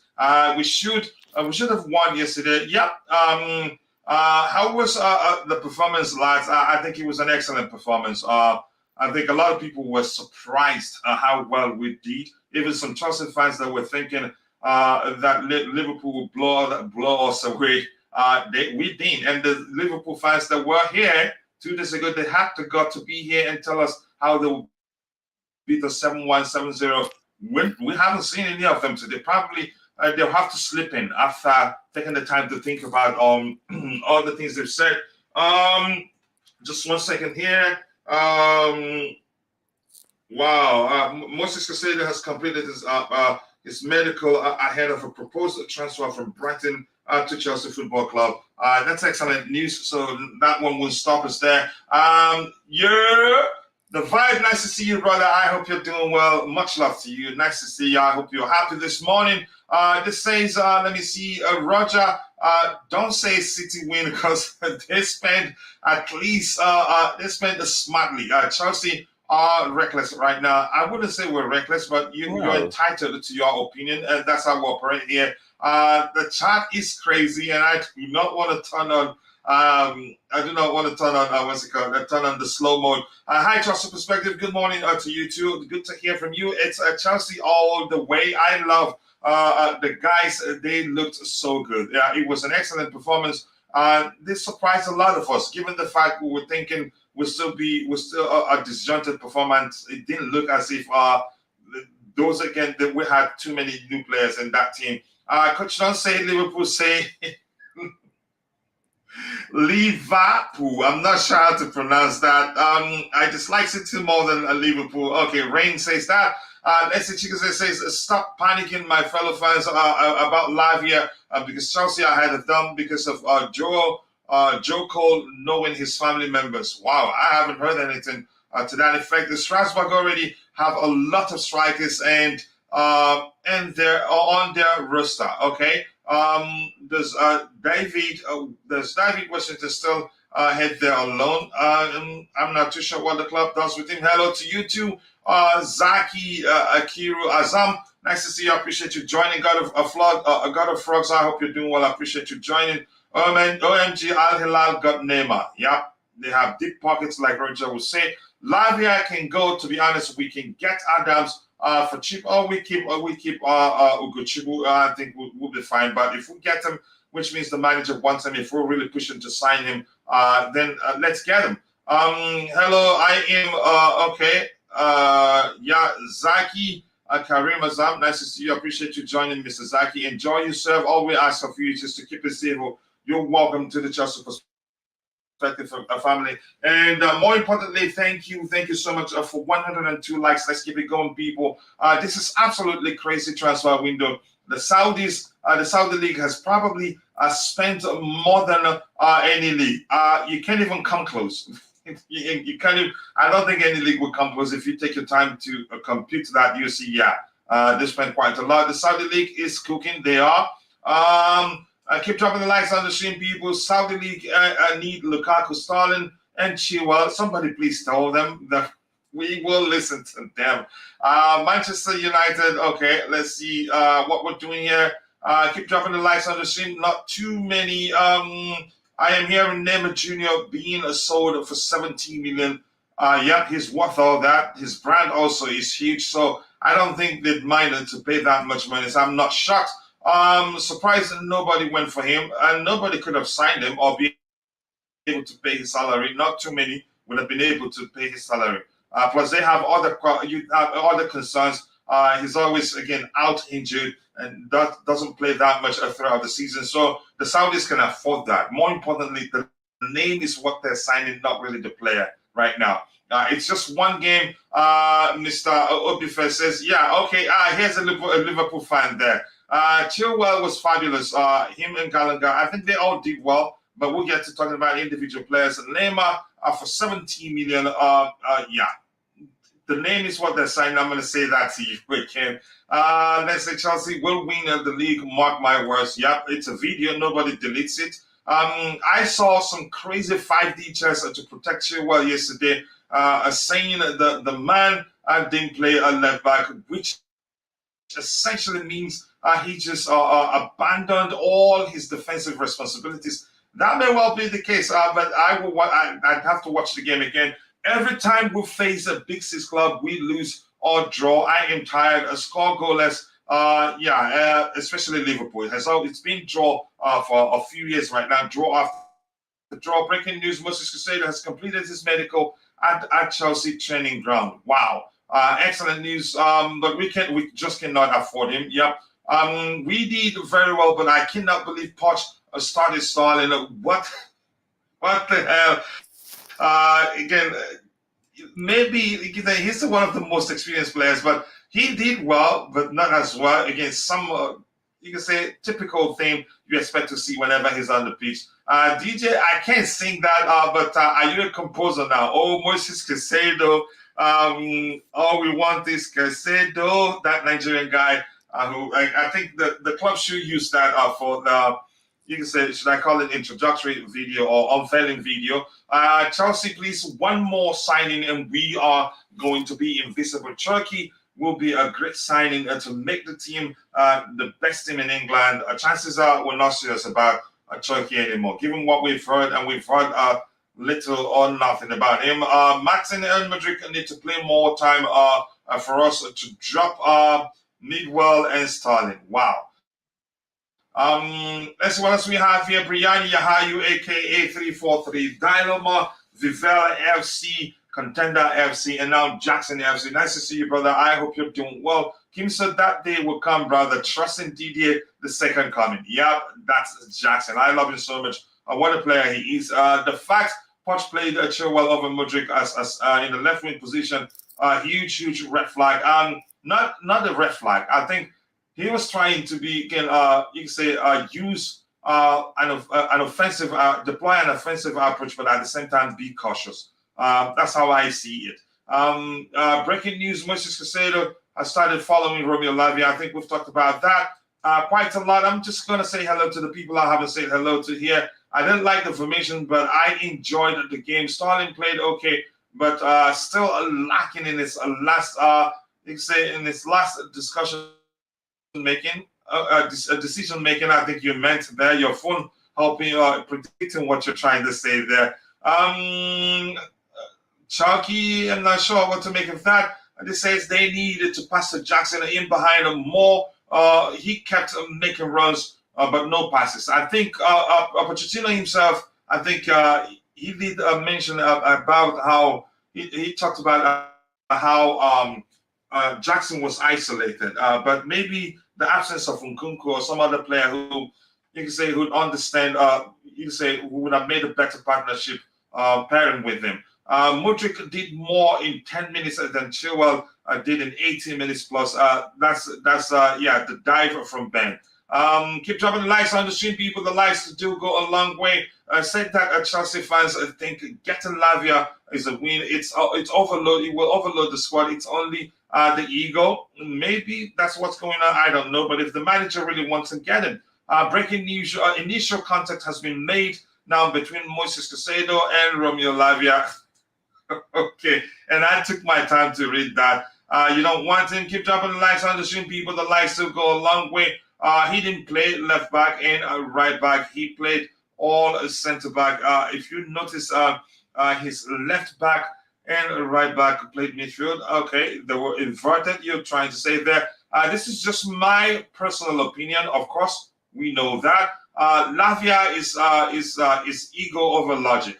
I say this because of the ongoing issues between Todd and FSG. Ugochukwu is a good DM. He needs a playing time, and he will come alive. I believe that. Traditionally, DM, I think we've been interested in signing Lavia since 2 seasons ago. We even, towards the end of the last transfer window, summer transfer window, or January transfer window, we went in with a bid that was rejected. I think it was 30 million or 50 million. I can't quite recall. So I wouldn't say it's about ego, and we've always said we want Caicedo and Lavia. I don't remember hearing the club or any report saying we want either of the two players. So I don't know, Roger, you want to weigh in on that one? Which one's this, Coach? That we're going for Lavia out of ego or not logic. I don't think this club is that stupid to do that. I think they're measured. I think they have a plan. They have identified individuals. And I think, when I say they, I'm talking about the scouts, the coaching staff, and the directors, and they identify players, and they then identify what they believe that player is worth, and they then bid accordingly. I don't think any team does that for the most part. I think that'll be detrimental to the team. It's self-destructive doing that, and if they do, that's serious hubris, ego. No, I don't believe that's the case whatsoever. I don't think so either. This says the transfer from DJ, the transfer saga between Chelsea and Liverpool is back on against Liverpool. Now have an agreement in place with Southampton for the transfer of Lavia on a 60 million fee. He wants a Chelsea only. So luck on our side once more. So Bob, you want to add to this one? This particular comment here. Which one? This one. I'm saying you can say our pursuit of Romeo Lavia is driven by ego and not logic. Nonsense. You know what I'm going to say to that, Coach. Can you hear me? Because I've had to plug you in my ear. It's just an opinion. We're here to address it. No, you just tell us. I'm giving my own opinion as well. Yeah. I know it's an opinion, but I'm giving my own opinion, and it will counter that opinion. And my opinion is that this is the thing I said earlier. The whole Chelsea back syndrome. What can we do and say to hold them back because they're moving too fast and too great? It's as simple as that. Look, Chelsea ownership is not stupid. As you've rightly said, we have been on to Lavia for a long time. It was always clear that it was Lavia and Caicedo that was in our sights. So that's just nonsense. sour grapes, holdback syndrome, but we're not buying it anymore. We want to get back to the top, and this time we want to stay there, period. Yeah, we want to get there and stay there. We don't want to stay there and be on the shaky ground. I think I like that argument right now, that response, so to speak. You guys need to stop listening and stop watching these pundits. You've seen that? Okay. Yeah. That's a good advice to you all. If we are going to play Chilwell as in the left wing position, that will be on Poch. I should have sold that guy when City came. Here's the thing, I think he was a tactics. He was, again, Poch is not known to, you can say, to employ a reserved approach in games. He always likes an attacking approach. But the only way he could, the only way he could attack and at the same time be a bit, you could say, be cautious, was to use traditional defenders in that wing back, in that wing, left wing, right wing position. Remember, it's a hybrid approach in the first place. So I think he does. It makes sense. But I think we're not going to be seeing that all the time. I think we will be seeing more of a 4-2-3-1. They use the traditional wingers to play in their traditional positions. And if we try to accommodate wingers yesterday, it will be redundant. You see a situation where people start complaining one player being in the space of the other player. So much confusion. So, but I can understand why he did what he did. Hope you guys know that this club, okay, this is just facts, not negative feelings. Not facts. It's your opinion. You cannot tell me that's a fact. Ball Mark Bremen, that is just your opinion. A master of statistics up, Chelsea up. Let's see what else we have here. Remember, it's not an auction of a Lavia. Chelsea already had 55 million accepted by Southampton. Liverpool can bid more, and that can be accepted. But Chelsea don't need to up their bid because Lavia wants to come to Chelsea. I think even I wouldn't want us to overpay for Lavia. We've already overpaid for how many players this window? I think one player this window. Morning to you too, Mary Hushford. I hope you're doing well. Coach, I think that's correct. That's what I've heard. I said I think that's correct. That's what I've heard, that we don't have to bid anymore, that what Southampton have said is that they will honour who Lavia wants to go to. So if Lavia says it's Chelsea, then we will take him for the 55 that we bid. We don't have to bid anymore, to my understanding. If anybody's asking how is that possible, Bobby, tell them the case. So talk about the case of Christian Pulisic. We had a bigger offer, a better offer from Lyon, but he wanted to go to AC Milan. Go ahead, Bobby. I didn't mean to cut you off. I just wanted to add an example to that. Exactly. You've answered it. It's just like that. But you see, this comes back to my point. These are the Chelsea drawback syndromes, aren't they? You know, oh, but you can't do this. Oh, but you can't. There's always that undercut when it comes to Chelsea. What we can't do, what we're overspending. Restrict, hold back. It's a syndrome, but it's not going to work. We're not listening to it. Get used to it. We're going back to the very, very top. Anunike, one day, nice to see you, Nicolas Jackson. Wow, my favorite live stream. Good afternoon, good morning. It's still 6 a.m. for me. I appreciate you joining. Caicedo, Don Lavia, next 8 a.m. Okay, and I am sure he will sooner reject Liverpool. Chelsea project is second to none. Any player with greater future, you could say foresight will come to Chelsea because just like Terry Flowers, he was being truthful on his channel when he talked about the signing of Caicedo. He says that Chelsea owns the future, and I've always said that 1,000 years from 1,000 times maybe. Because saying the future is bright, my concern has always been the immediate future. And I think if you have foresight, you'd see that now. Because we've signed lots and lots of young players, and I'm not so much in a hurry. But even at that, the owners are doing whatever they can to ensure that the immediate future will do well in the immediate future. And not just wait for, you can say, the long-term future. And that's great news for me. But I appreciate you, Wanda, for joining. I had to laugh at something last night, Coach. Sorry to interrupt you. I don't know whether anybody else noticed it, but I kind of look at these things and read in between the lines. Towards the end of the game, when Salah was taken off, much to his displeasure, by the way, and he didn't hold anything back to show that. Did you notice how Liverpool started bringing in youngsters? So Chelsea, as I've always said, Chelsea set the tone, then people start to copy us. Yeah, oh gosh, they're now turning to young players. Oh, let's all go turn to young players. You watch, that's what people are going to start doing now, turning to young players. Because Liverpool brought in youngsters, and they did help their game for a while. They kind of got back some authority in the game until Chelsea stepped it up yet again. But yeah, I had to laugh at that. These are the same people that criticize us. They always end up copying us. Yeah, thank you for saying that. Can I ask how to do another Jackson? We need another striker probably from Latin America. We see what they're doing there. Debra Marco, nice to see you once more. Moises Caicedo has, I think we've addressed that. But King Mo, thank you once more for bringing it up. Omar, to you two. Want to ask this Disasi a centre back or a centre forward because his goal is wonderful. I think he scored 3 goals last season and had 3 assists. That will show you the sort of player he is. He overlaps quite a lot, but that goal was a striker's goal, honestly. But we get to that in a bit. Liverpool are trying are trying so hard to hijack the Lavia deal.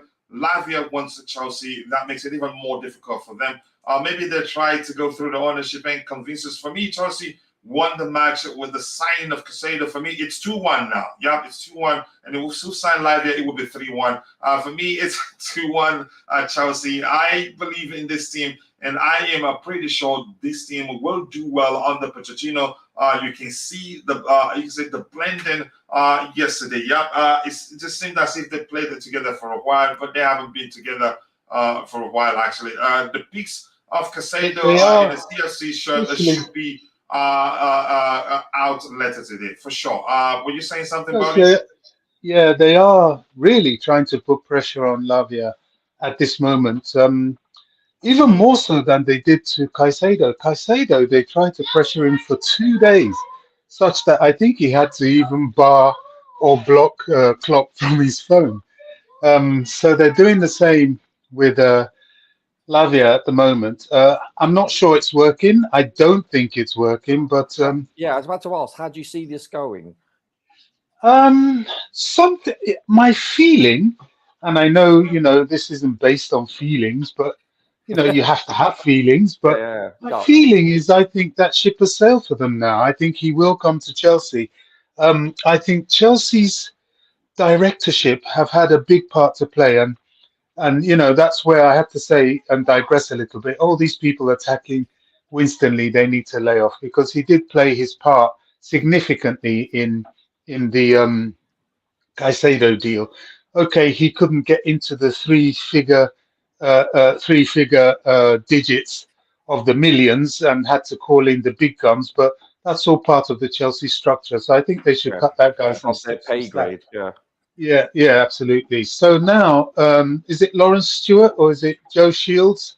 I've forgotten who was from Southampton. Shields is Southampton, I believe. Yeah, Shields, I think he's quite significant in the Lavia situation. Oh, yeah.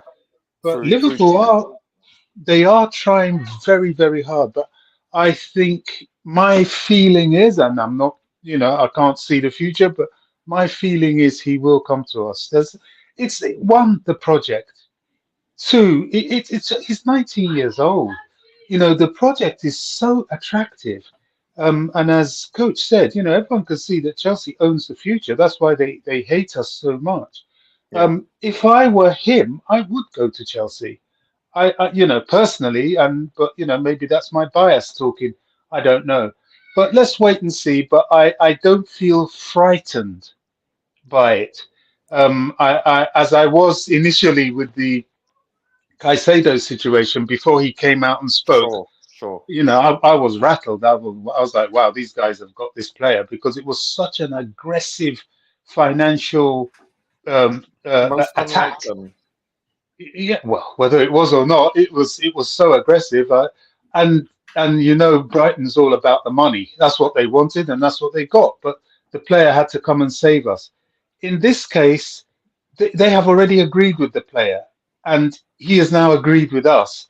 And they've kind of so slapped the player in the face that if I was the player's advisor, apart from the fact that the Chelsea project is extremely attractive, I would have some self-pride and say, do you know what? Don't go there. And that is the premise with which I'm basing my feeling on. I think that if we do indeed, excuse me, successfully... And just quickly, Roger, this thing here DJ have up there for us, it's important. Secret Scout is reporting that Romeo Lavia to Chelsea is close. Really? Now, thank you, DJ. And I trust them. I trust them. They could. I mean, that doesn't mean they're perfect. But go ahead with what you're saying. Yeah. Hello, DJ. No, I believe that. Listen, this is not a good situation for Liverpool if they fail with Lavia, considering they've already failed with Caicedo. This is, I wouldn't call it a nail in the coffin, but it doesn't bode well for them. This is not good news for them at all, and it's a huge feather in our cap, as they say. And I think, and you can see that with Klopp's interviews. You know, he knows it. You can see, and he deflects with humor a bit, but you can tell he knows that it's important just by his one-word answer, no. You know, I think you can feel that they're under the pressure. They realize that they need to land Lavia at the very least. And that, listen, there is a big drop-off between Caicedo and Lavia. Different profiles, I admit, but I believe if they're 0 and 2 in these attempts to sign these midfielders, wow, that's a turning point, I believe. I think their approach. I think their approach and focus. I think their approach and focus is totally wrong, and they need to redress it. I can understand Lavia to some extent because they had gone some way, but they walked away from Lavia, not the other way around. Yeah. No, I agree.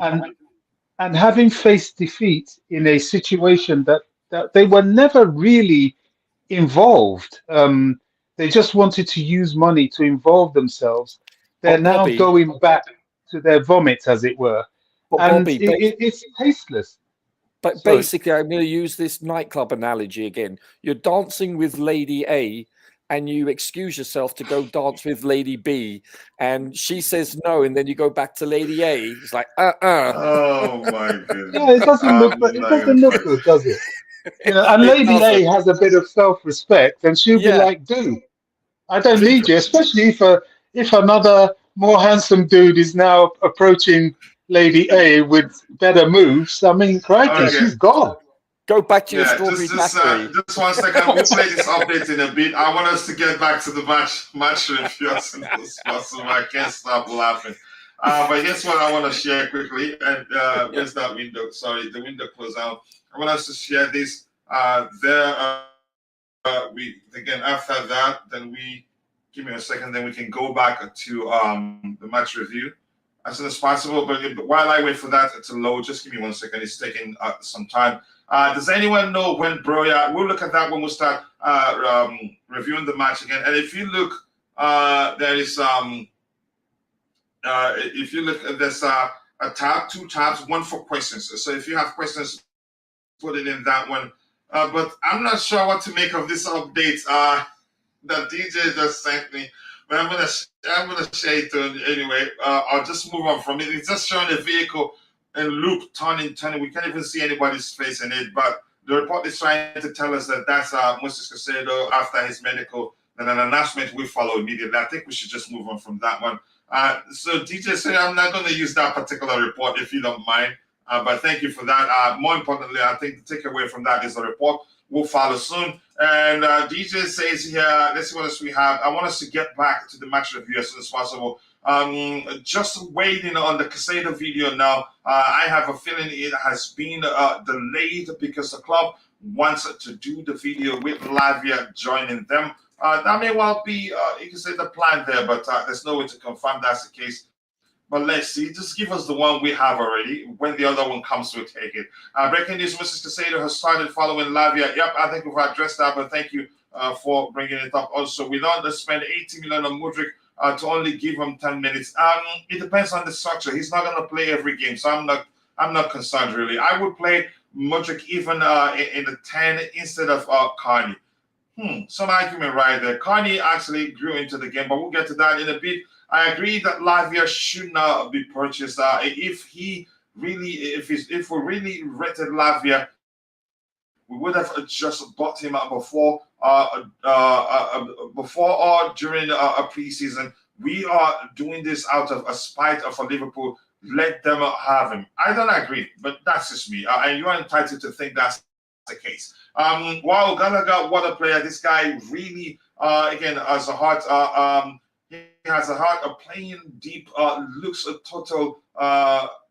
Okay, a defender. Do we keep a sell? I think he stays from what we've seen so far. You think, coach, all these young players want to come to us now? I think they will if they have a foresight or have an agent that will explain to them, look, the next 3, 4, 5 years to 8 years, Chelsea will dominate. Honestly, I think they would want to come to Chelsea. And please click on the 3 dots to Mitchell Boyd's name by the right right side of his name. Click on go to channel. Be sure to subscribe. Let's help him get to 1,000 subscribers as soon as possible. He's doing well, streaming every day, but draining the life out of Roger and Bobby. Brianna says, if we get Lavia, what will happen to Gallagher? It depends on how the manager wants to use Lavia. We don't know. But we'll find out. It's a difficult one. But if it comes, one or two players will leave. If it wasn't for Gattuso, wow, I like that. And the real man of the match, Enzo, wouldn't look that good. I think that's something you can say, some delicious comment right there. You being honest, objective. Even if you didn't like him, you can. It'd be spiteful to say he didn't do well yesterday. Do we actually need Lavia, coach? It's not up to me. It's the manager. That's the argument I'm having. I wouldn't mind us getting Caicedo and keeping Leslie Gucci. He's taller than the two of them and brings something different to the table, in my opinion. But if the manager wants him, he has a reason for that. I don't know why. When I saw the structure, we were going to start the game with, I wasn't too sure what to make of it, but I trusted the manager. It turned out he knew exactly what he was doing. Why are people bashing Chilwell? I don't know. And Aaron, as Trella would say, Aaron, and actually whoever suggested the spelling of Aaron like that, I think they have a problem. But we're not here for, this is not an English class anyway. We only take it that Mudryk should be on sooner. That's how I see it. Hopefully, he starts against West Ham. Maybe he will. Can we get a taller DM? We have one. We have Leslie Gucci, but it depends on how the manager values him. So if I've read your comment, I'm going to skip quite a few from you so that I can get other people's comments. Liverpool is not good enough like last 3 years. Very interesting that the Poch went away with a 4-2-3-1. Let's see. Okay, back transfer politics. Let's see, what else do we have here? A lot of people are just jumping to conclusion. Slow mode, and I've done that already. Coach, morning to you too, Chelsea Blue. I hope you're doing well. Lavia is a blue, not a red. I think I'm still like 1,000 years behind. So I'm just going to one small scroll to the very bottom. Apologies. Where am I? Let me see. Is it that long? Oh, okay. Hi to you too, whatever, Chocomonkey. I'm not sure how to pronounce that. Liverpool fans took a huge ego blow yesterday. Yeah, they're suffering right now, and that's why we don't see too many of them here. Now that Kepa has left us, who is Roger's new client, because he only defends Kepa and Crucify Sterling. Oh, okay. Wow. That's some accusation right there, Roger. Hello to you too, Julius Apia. I hope you're doing well. Sky Sports is reporting that Liverpool have agreed a 16 million fee with the Southampton for Romeo Lavia. Okay, let's see what happens there. Of late, they've been they've called it correctly right, of late, actually. Excellent analysis, Roger. Yeah, of course, only Roger is on the panel. The ALD, both. I predicted these. Bennett Okoye, nice to see you, Mr. Okoye, one day. Predicted this match to be a draw match. Chelsea should get Lavia soon. Olise, and we are good to go. Okay, some think we need the number 9. If Lavia is costing us 60 million, the way I see it, it's that money that could go towards Diogo Costa or another striker that we need to compete with Jackson. Here's the thing, signing Lavia doesn't mean we're not going to sign another goalkeeper. I'm quite sure you know that already.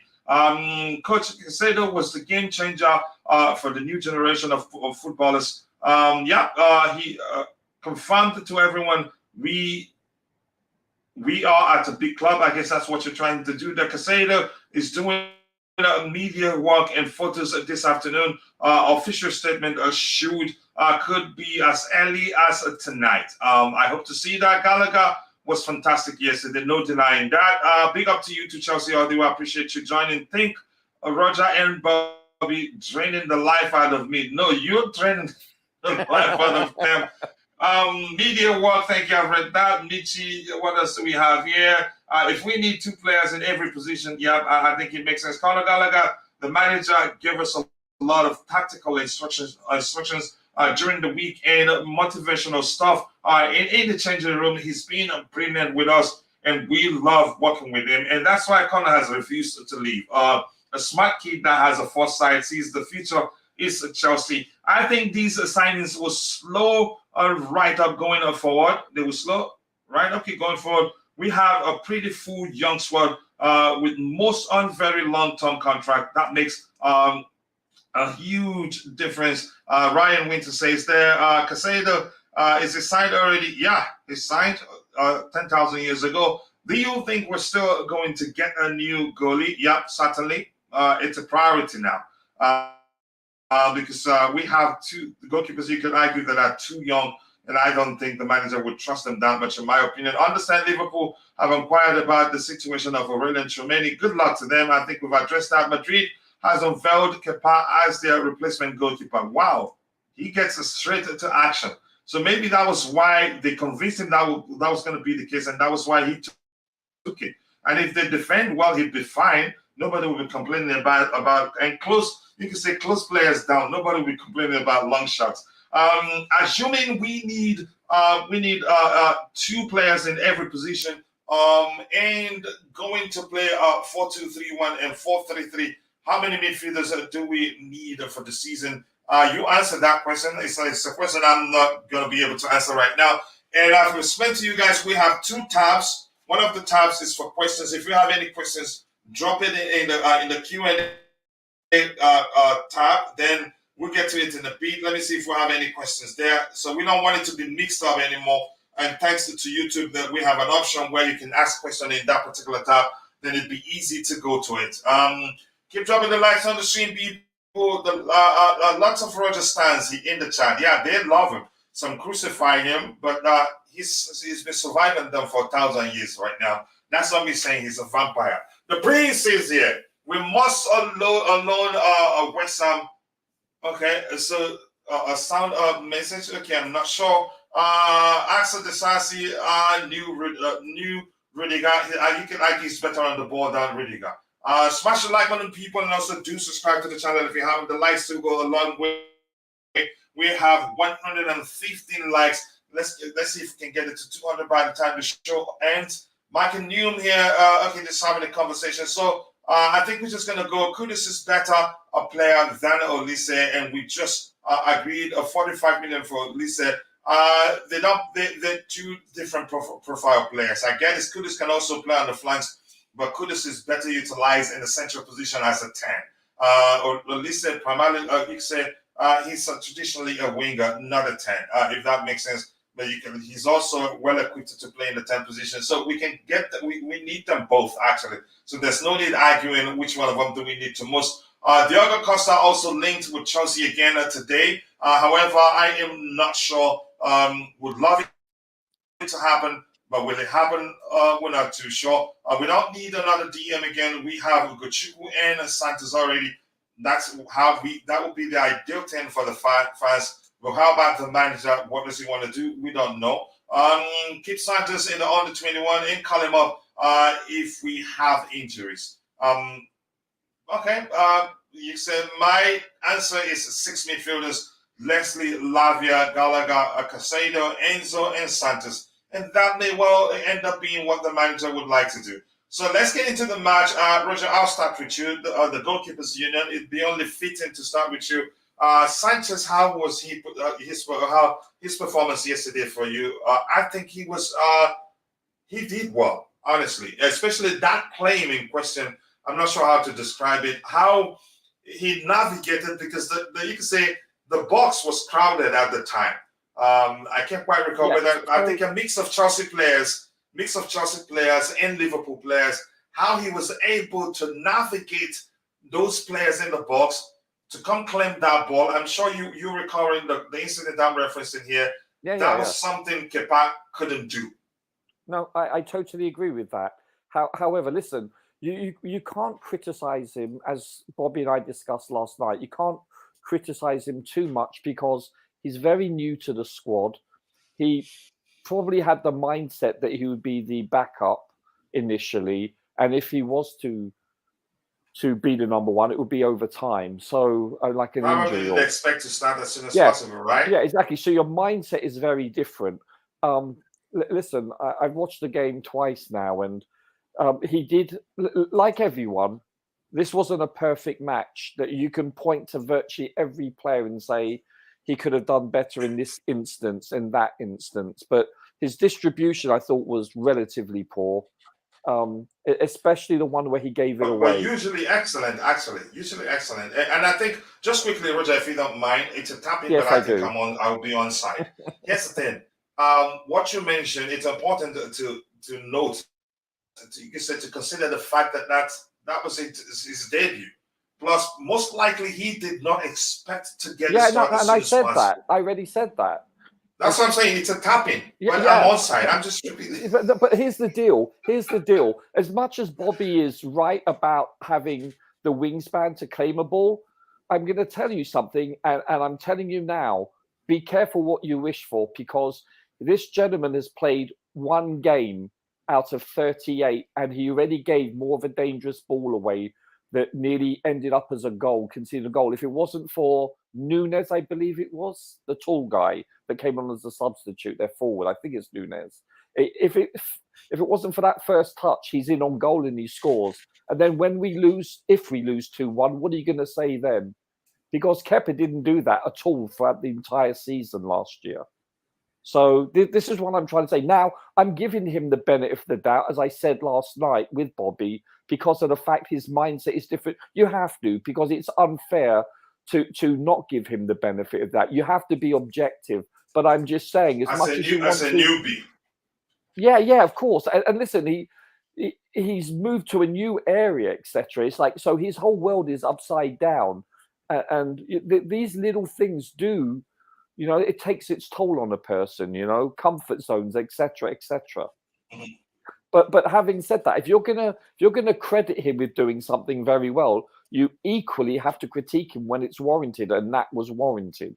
Just being honest with you. And also some of his distributions where he's kicking the ball medium distance, they weren't exactly spot on. But as I said, he was a bit shaky. Yeah, and it's his debut, etc., etc. But I'm giving you the honest opinion. I honestly, I've yet to be convinced to see whether he's the starting keeper. I would prefer that we spend. I don't know how much Costa's going to cost, though. I think it's going to be a lot of golf balls. But if we're going to be this elite team, then we need an elite. I was about to say quarterback. An elite goalkeeper, like a Courtois, etc., like a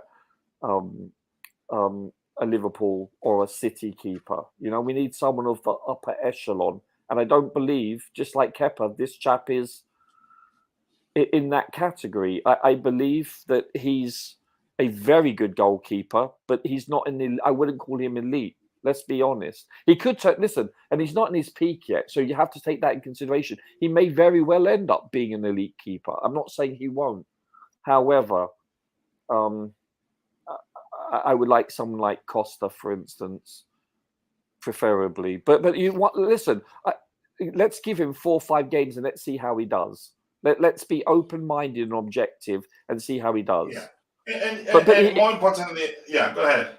And the other thing that really got me is when I think it was Salah, correct me if I'm wrong, that scored offside. He was flat-footed. He was planted. He didn't come off his line fast at all. That was pretty poor. So, but we're going to give him the benefit of the doubt. But I'm just because sweeper keeping is something Kepa was good at. Yeah, and he's good at, so to speak. I'm going to say something else. You I said this last night. You want to give kudos to a keeper that has a long wingspan that can reach the top bins in the top corners of both goalposts and crossbar. But conversely, they're worse at stopping shots in the lower right corner and the lower left corner because of the fact they're bigger and it's harder and slower for them to get down due to gravity. And you saw that with the goal conceded. He was slow getting down.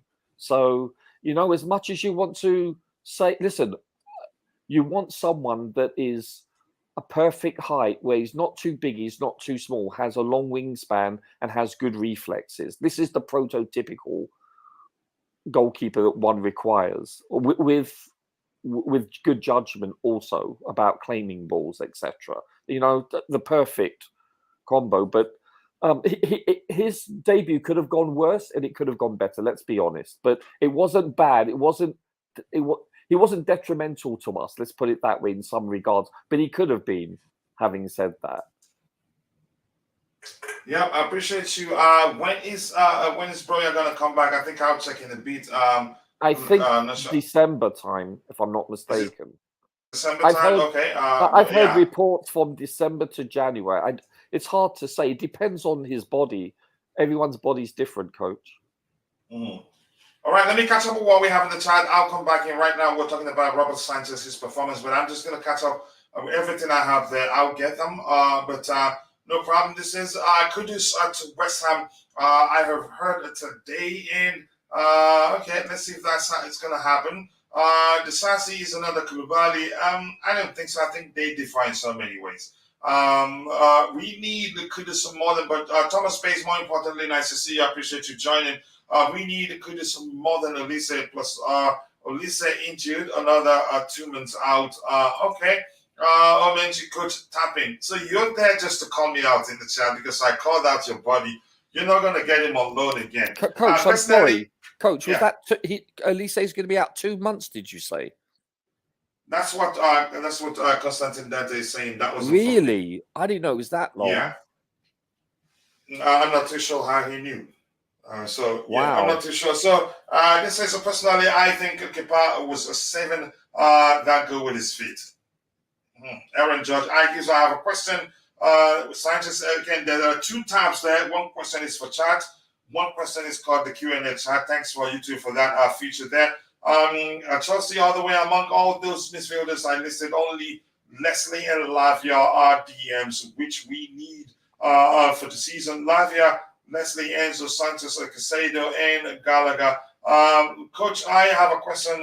Is the tapping in from a tapping regarding the Sun assist?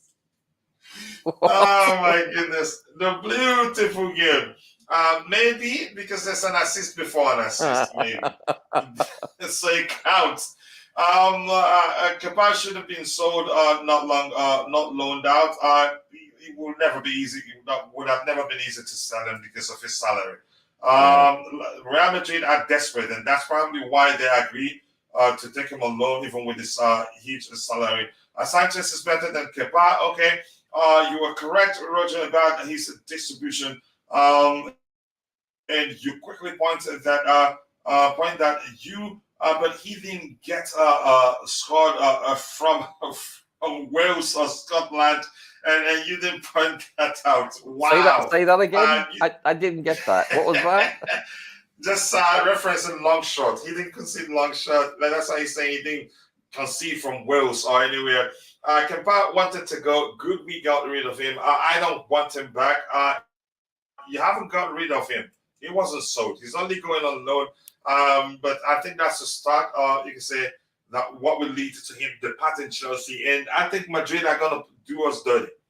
They're going to try to send him back after his loan and then get him on cheap. For sure. Yeah, even if Courtois returns. Looks like Kudus will go to West Ham. Okay, that may well happen. We need a new keeper. We cannot rely on Sanchez all season. And another striker, because Jackson will be going for Nations Cup in January.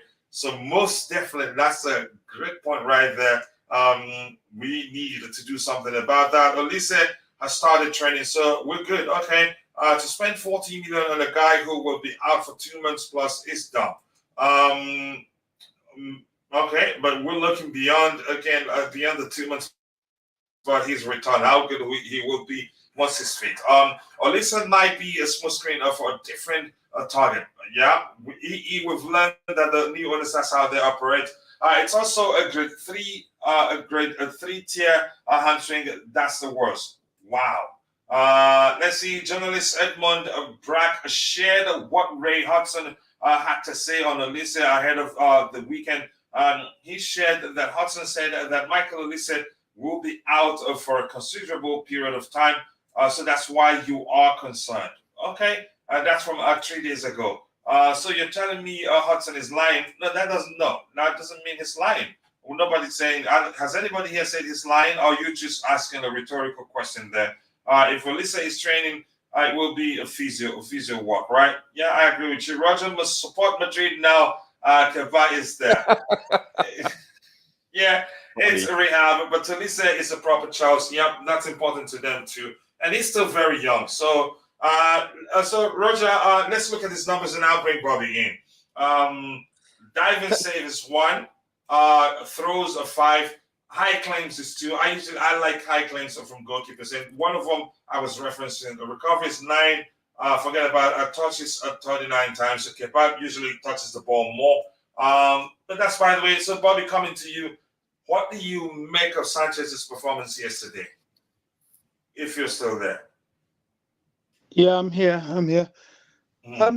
I found it. We had a lengthy discussion, myself and Roger, about this last night on Mitch's platform. I found it difficult to actually judge him, and I think that's a good thing, because if he was extremely bad, we would be judging him. So the fact that one couldn't judge him, to me, reflects on the fact that he probably did quite well. Initially, he was nervous and unsure. He had just been thrown into the deep end. He I don't know how much of a preseason he's had. He hasn't had much training with the team, so that was expected. But after he conceded, I think he started on an upward trajectory.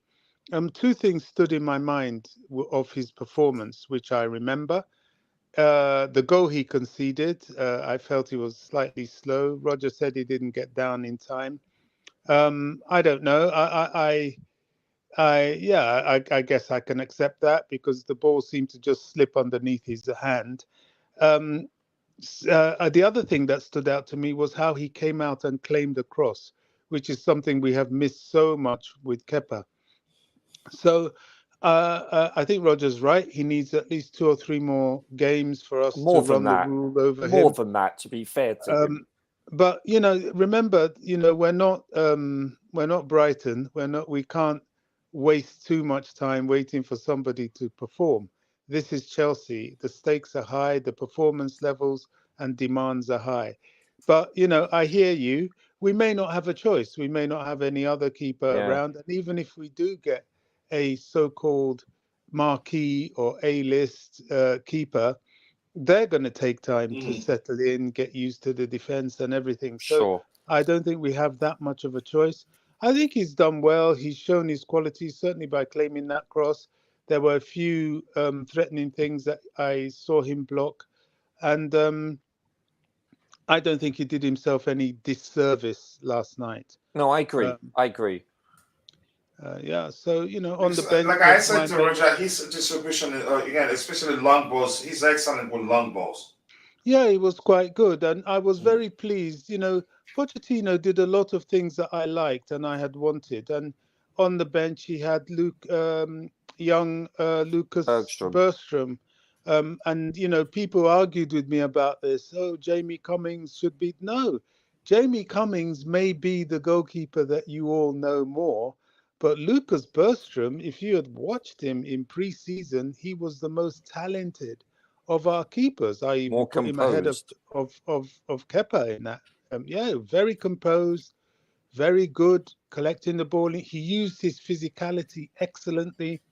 Um, to me, I feel more confident having him as the number 2 than anybody else that we've got in camp at the moment. So I I was agree. glad to see that. And yeah, let's give Roberts a chance. Roberts Sanchez a chance.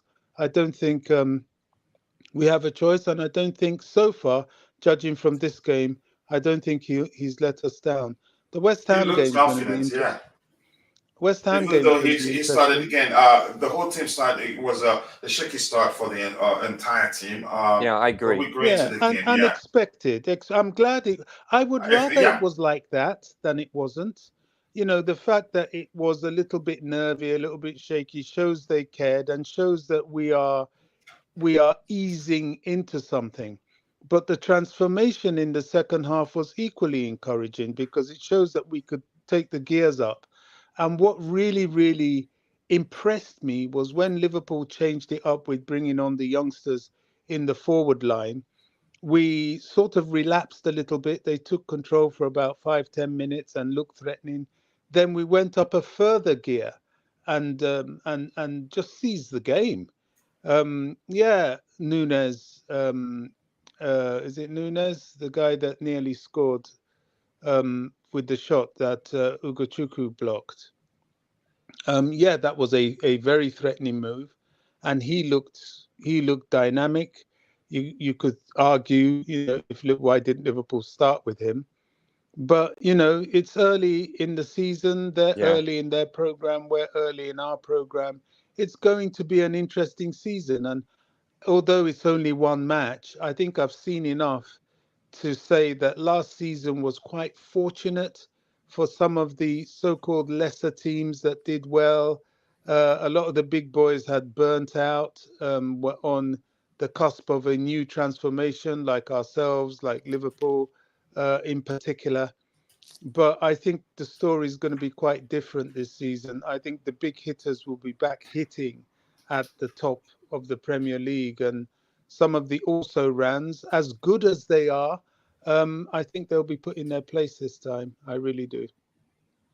All right, thank you so much, Bobby. We'll get to the back line in a bit. Keep dropping the likes on the stream, people. How many likes do we have right now? 124 likes. Let's see if we can get it to 200 as soon as possible. DJ, thank you for that. Says Chelsea are taking the final steps towards signing Michael Olise from Crystal Palace, with talks in advanced stages and personal terms verbally agreed, according to Rudy Galati. I don't know if I should trust him. A second keeper in Brighton is now Chelsea's first keeper. He became a second choice goalkeeper for a reason. He fell out with the manager and the hierarchy, not because he wasn't good. Sanchez wasn't properly tested with 2 shots on target. Yeah, Bobby. Can I interrupt? What I don't like, I'm a bit unhappy about Kudus going to West Ham. From what I hear, I can't say I'm very versed in Kudus, but I hear he's a very good player, and the little I've seen, and he's also very physical, which sort of fits their model. But it also indicates that Paqueta is on his way to Man City, Yeah. and that's the replacement, and that's the slight concern I have. Yeah, because he's a tasty player, and that just adds to Man City's depth and wealth of talent in that squad. However, I think if we get the Caicedo and the Lavia deal over the line, even the keeper situation is not urgent, but if we sort that out and get our attack with maybe Olise, I don't know how far from fitness he is, and maybe another striker, I think from what I've seen, we can go toe to toe with them. I really do. They do look a bit stronger than us, to be honest. But where we're a mystery that's unraveling. And I must say, Sterling, as much as I dislike him, I actually liked him yesterday. He played very well as he warmed up, and his combinations on the right with Reece James was very, very threatening. And I yet again, I always sing the praises of Conor Gallagher, and I keep praying, please, ownership, if we can avoid having to sell him. I know we have to sell players. Yeah, Chalobah sadly might be on that list. Keep Martson and Gallagher, please. That guy, I can't speak highly enough of him. People keep knocking him, and I just think he's a very. We'll get to him. He's one of the players we'll talk about. Sure. Yeah. Sure. We'll talk about the new players, and we'll talk about Gallagher because a lot of people didn't expect him to get a chance. I'll shut up, Coach. Let's see. I know you like me to shut up. Sorry? I said I know you like me to shut up, so... No. I just don't want you to give it away. We're standing from the back line. Sanchez wasn't properly tested with 2 shots, to be fair, but even at that, it was not easy when you're not tested and one comes. Usually, again, you have to be a lot to be able to do something, but I get it, yeah. We need to see him tested even more. Sanchez looks decent. He didn't have much to do, to be fair. Yep, I agree with you. And the DJ saying that Chelsea are set to reject AC Milan's approach to sign a striker, Amanda Broya, on loan with an option, option to buy on obligation. I think I did see something to that effect. To me, I think here's the thing. I think they're seeing us. I think we're their favorite store where they come for players all the time. They do get them for cheap, honestly. But hi, Coach Empire. Hi to you too, Mr. Smooth. He says, can we play Enzo in the number 10 role, or do you guys think he will be much better from a deeper position? He will be much better. Let me define what makes Enzo an excellent player is his vision. And to be that effective, he has to see the game from a deeper position, then execute whatever you can say plan that comes to his mind. If you play further forward, chances are he will not be that effective. Playing deep doesn't mean he's a defensive midfielder. You could call him a deep lying playmaker. But coach, when we play a team that uses the low block, he is essentially playing forward. You have to understand that. Which means we'll be all on that team. Which you can say by default, all our players will be on the team closer to the final thought. Yes. So you get my point now. Yes. But if we play a team, but he won't be deep lying for quite a few of the games that we play. A lot of the teams historically we play. I'm just pointing that out to differentiate. But I know what you're saying. Yeah. Yeah, traditionally he starts from a different position. All he needs is just the independence to be more adventurous on the pitch. Don't just charge him to be the one, you can say, the most disciplined of the two sixes or so. But wow, we did see a different part of his game yesterday. But thank you for that. I appreciate you. I don't think he's not a 10. I don't think it would be wise to play him as a 10. Maybe the manager tries it out and he works out, take it. I'm still waiting for $35 a week pension. Yeah, Bettinelli to get a chance. Roger, the defense should have prevented the goal we conceded. Yeah, I agree. Yeah, that's clear. Agree. It was a comedy of errors. Probably, I don't know. He didn't expect, what's his name, to be right behind him. He was thinking maybe he goes wider. So Chelsea are not Yeah, go ahead. It started further up the field with James, believe it or not. And then it started with Colwill showing outside position instead of inside position. You should have never allowed Salah to actually go back on his left foot to make that cross. It's simple as that. Honestly, you have to be objective and critical, constructive. And those two aspects were the main reasons why we conceded the goal. Since Chelsea are not planning on signing another new centre forward this summer, I think I've heard something that we might have a cheaper keeper rather than a better one. Wow. But he has the spot for now. You can argue that because we're not going to go for a second choice goalkeeper. Just as in the case of Kepa, we argue that if we go for another goalkeeper, be a goalkeeper, that probably most likely be starting over Kepa Arrizabalaga. Carney on the flanks was weird. We'll get to that in a bit. I guess Washington will be looked at by Poch if we are not signing another striker, including Broya as well, who is going nowhere. We are again at the moment. That may well be the what the manager does. Is it too early to wash our hands from Chalobah? Axel seems like the real deal. We can actually keep them all, in my opinion, including a loan move for Broya not happening at the moment. Possibly January he may go. It depends on how well he does when he recovers, but the club may well decide to keep him, and Chelsea may look into Ivan Toney. Sterling was just okay, not good. If he was good, we would have won. I think he was good, better than he's been in a while. Sterling becomes a better player with a certain level around him. Wow. Okay.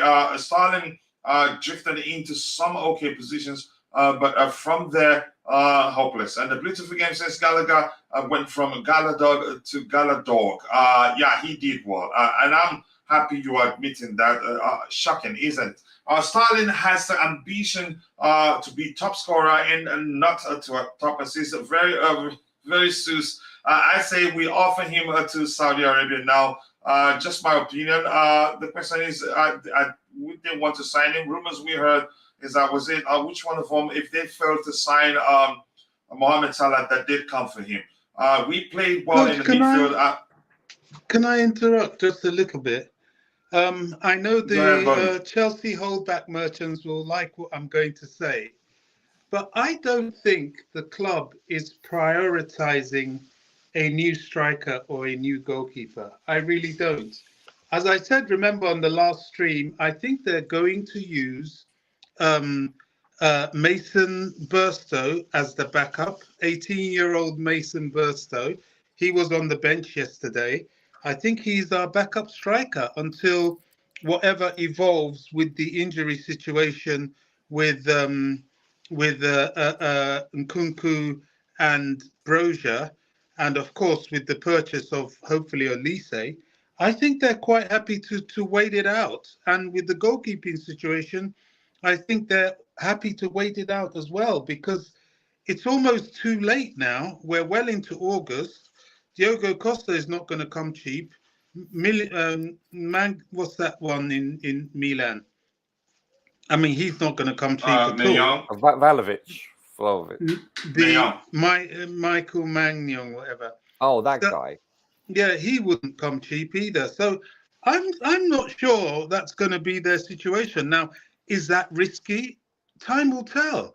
But I think their focus was midfield, rightly so, and Olise, and they might stop at that. I really do think they might stop at that for now until January. Yeah, possibly, but let's see. We'll discuss the backline in a bit. Sterling's decision making is poor for an experienced player. He needs to step up his game. I agree with you. I still think that Madrid will be good under Poch. I think he will. He's just recovering from injury. He's still recovering. Should Chelsea go for Kobo? That's is it Leipzig or Dortmund goalkeeper? Where does he play for again? I can't quite recall right now. I don't think so. Broya has a pushy parent and dad like Pulisic. If he doesn't get game time, he will be pushing for a move. Let's see.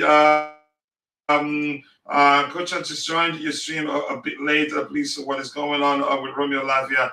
Not too sure what's going on there. Nothing new except that some people think we're closer to agree getting the deal over the line. Some things Liverpool. Some reports are saying that Liverpool they put in a new bid for him, 60 million. That's 5 more than we had on the table for him. So maybe Southampton will still take our bid on. Maybe so. Okay, we want to you say sell him to Liverpool, but the player we're hearing wants to come to us. I think there will be a shock striker purchase, a player scouted that we are not linked with, possibly. They've shown that that's how they operate. Coach, before you read DJ's comment, can I just give one shout out?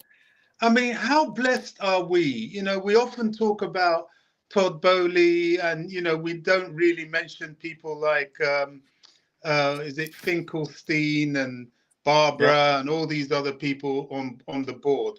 But how blessed are we with Bidad Egbali? That's the Don. That is the Don. That guy, I believe, is the engine behind a lot of our financial dealings, a lot of our strategy. He's just the quiet doer in this club. And I think we're a very lucky club. We had an owner in Roman Abramovich that was personally invested in the welfare of this club. And all these people that think these owners are here for the short run, they just want to make money and sell the club. I don't believe that. I believe Blueco are here for the long haul. They want this to be them, and they want to make it as great as possible. And yeah, they want profit, but they're not in it to joke. And I think as a club, we're really, really blessed with that. Our ownerships over the past, even before Roman, really, people underestimate how much people like Ken Bates did for us. But, we've always managed to land on our feet with our ownership, and long may that continue. Sorry to interrupt. All right, thank you so much for that. This says Rudy Galetti was the guy who first broke the story of Rasmus Højlund going to Manchester United, so he is a good source. Okay, Chelsea will not pay 75 million for Costa at this stage. I think that makes sense given how much was spent. I call him Magnum as an Tom Selleck. Okay. Olise is expected to be back next month, which is why we are signing him. Okay, makes sense. Now, if Lavia wants to charge 55 million, should be enough. Liverpool can beat as high as they want. The player doesn't want to go to them. It makes sense. Any Liverpool fans here? Lots of us still sleeping in after a sleepless night. It's a Mason Mount fan narrative. Let's see what else we have here. All Liverpool fans are accountants now. Yeah, experts. Let's see what else we have. Again, nothing else there. So we go to the back line, Roger. As much as that, we'll start by talking about the debutants. Then we'll get into the unexpected starters. Then we go to we have to talk about the likes of Thiago Silva. And let's start with Disasi. I'll look at his numbers and I'll have you speak.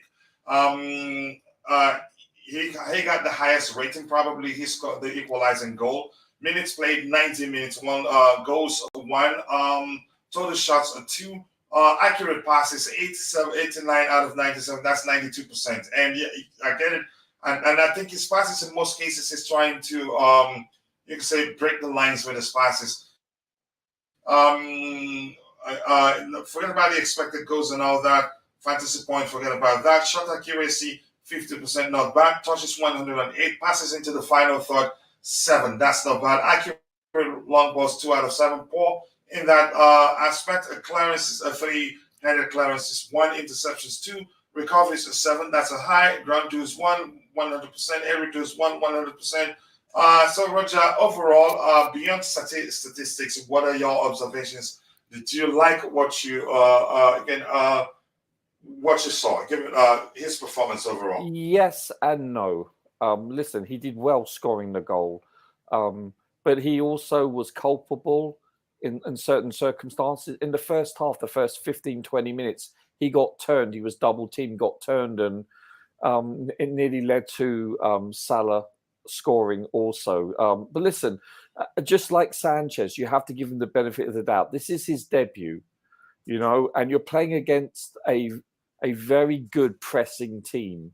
So you have to put things in perspective here. I thought he got better as the game progressed, just like virtually every one of our players, actually. But it was a couple of times he was a bit shaky. Well taken goal when you consider that he's not a striker.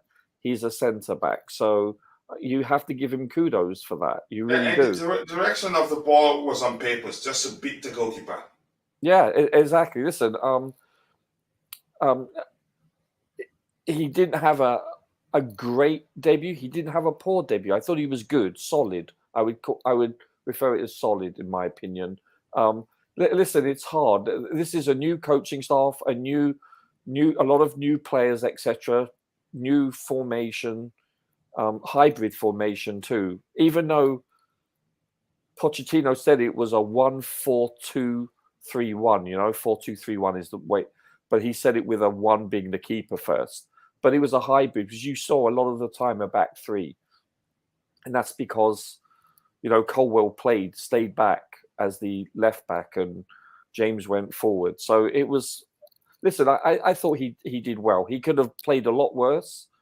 So he's going to do well for us. I really am sure. He's imposing. And he's one of those that was told he's going to start. Like, I think he talked about it too. He didn't know he was going to start that soon. He was told he was going to start. I think was it Bobby or someone said that he believes he was going to start yesterday.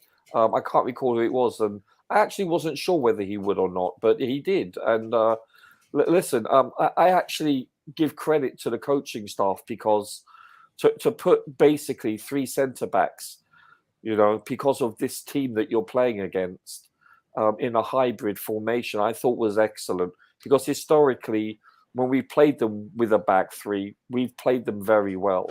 So because of that midfield, we couldn't have played, with 2 in the midfield per se. They would have outrun us. And I thought generally that when you consider this new coaching staff is implementing something new, we actually didn't look like the new team there. If anything, it was Liverpool in the second half that looked like a brand new coaching staff and new acquired players. So I thought he did well, coach. He could have been better, but he could have been worse. Solid. I give it a solid. Yeah, I give it a solid. It's his debut, probably. You could say he was one of the last batch of players to return to join the camp. Yeah, so yeah, I was exactly. shocked to see him start. Actually, I didn't expect him to start. No, I didn't either. I'll be honest with you. I didn't see that occurring. Maybe come on as a sub, perhaps. I don't know, but I didn't see him as a starter. So, listen, he acquitted himself for the most part rather well. Yeah, the entire team didn't start. It was a shaky start for everyone. Yeah, but and I think I think we can say that across the whole board, with very few exceptions. So that needs to be taken into consideration also. Listen, I'll be honest with you. I think it will be too premature, unless it's blatantly obvious, for us to give a really in-depth opinion for consistently based on the sampling size for at least from the 5th to 10th game onwards. That's my opinion. And we have a question in the Q&A section, which asks the question: Coach, you're not going to let me talk about Disasi? Yeah, I'm coming. I just wanted to address something. Or you just want to prove to the world that I don't like it. I'll come in a bit. Just give me 1 minute. And this says, I think Bobby, since he's eager to speak, I think he disagrees with you, Roger. Just watch that. Sure. But I'll come to him in a bit. So he asked a question. I think I can answer that question with I can answer that question there directly. Let me see. I think that's the case. It just says, ask the question, is Olise rumors true? Yeah, it is true. We're serious about getting him. The fans' concerns are that he's still out injured and probably will not be back for a while. And Chelsea Blue asked the question, Coach, with keepers gone, with Kepa gone, reports are saying we will get a keeper, but who? Not too sure who. Rumors are that we're still looking to get Diogo Costa. Not too sure any other goalkeeper being mentioned. Martinez probably has always been on the list of goalkeepers we're looking to get. So maybe either of the 2 players. There's no way to highlight that on the screen. And up the charts to you to BA7A7S. Is that B7S? I'm not sure how to pronounce that, but big up to you. I appreciate you finding the time to join. You have subscribed. Enjoy yourself. Feel at home. Express yourself. all we ask of you just to keep it civil. You can see everybody here saying welcome to you and thank you for subscribing. Keep dropping the likes on the stream, people. The likes do go a long way. I hated the fact that Mudryk only played 10 minutes when there was plenty of space to exploit. The structure is an issue. Starting Mudryk would have been redundant, if that makes sense. Olise, if signed, will be a fantastic acquisition. He will create lots of chances, and he's good at set piece, really. Very good at it. Austin Mauti, thank you for saying that. Extremely happy with Poch and the way he sets up his team with Caicedo through the door. It unlocks the back four as well as as enjoying. Yep, I think I agree with you. Enzo, so to speak, your phone trying to show that your device you're using trying to show that it's smarter than you. Big up and welcome. And also don't forget to go check out Mitchell Boy's YouTube channel. Also, if you enjoyed Chelsea Perspective, believe me, you will enjoy Mitchell Boy's YouTube channel. And this is, I believe, we should give David Washington an opportunity now that Broya is not a match fit. Once we sign Lavia, Kudus or Olise and David, I believe we can be title contenders. A lot of people probably by now are scared. Is that a 7-7 of Robertson? Thanks to Stalin, right?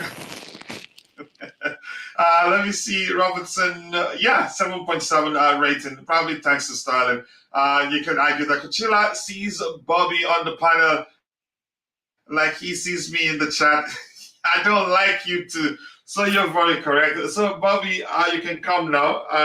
Let me see if I'm correct. Your observations of Disasi, how did he do to you?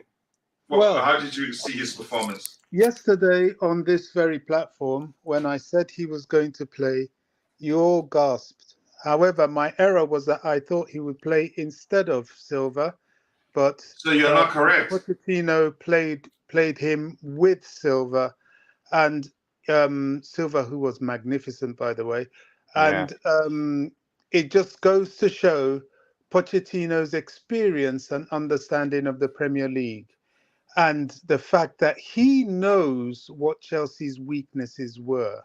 Physicality. It's so important. It's so important. And I'm so relieved and happy at a manager who doesn't try to substitute Chelsea's lack of physicality with the midget Cucurella. You know, he puts the right sort of build and shape and mentality of players in the team. Now, I refuse to criticize Disasi for how he started in any way, shape, or form. It's his first Premier League game. He's not even been training with the team for a week. He didn't know he was going to start. Can you just say you disagree with Roger? You still be friends. No, it's not about disagreeing. It's just my opinion of his performance. I think Roger gave him the thumbs up. It's just that he pointed out that he wasn't great in the beginning of the game, and he wasn't, but I'm trying to explain why. Bobby, he's using divide and conquer technique. Don't worry about it, mate. Oh, coach, I know, coach. I know what he's doing. So,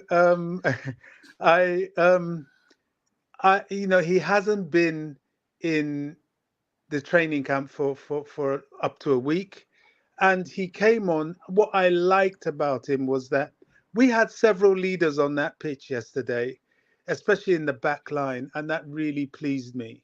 The real captain was Silva, who was really the person giving instructions, but he had the sense to give the instructions to Reece James and then allow Reece James to decipher what he was told. He was the mentor. He was the governor on that pitch. Then there was Reece James. Then there was Chilwell, who was vocal, although he didn't play that well. He was very vocal.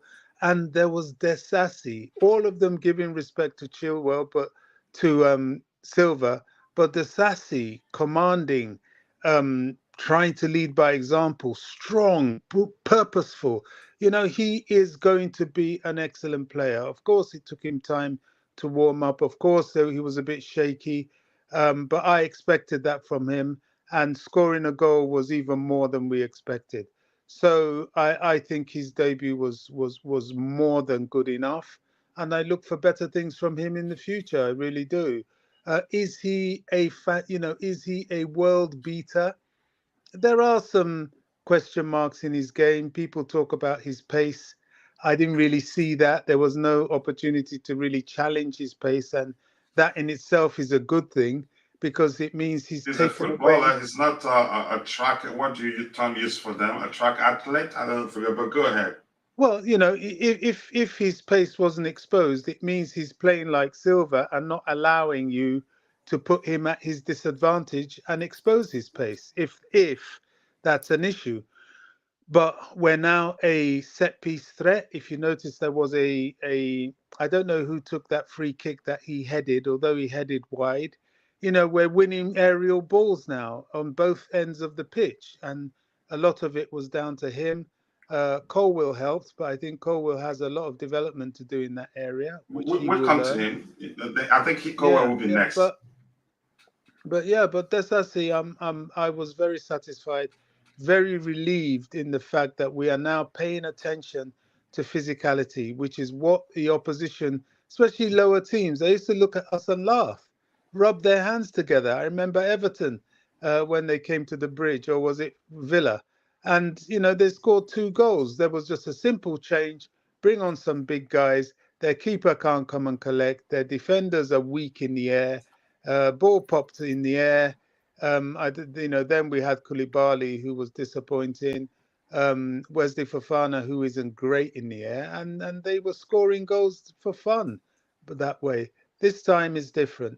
I can't see anybody easily beating Disasi in the air for sure.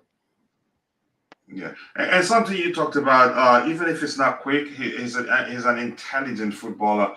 You wouldn't even get the chance to race against him, let alone outpace him. That's important. And his passes are very crisp, and more importantly, he likes to keep them on the carpet.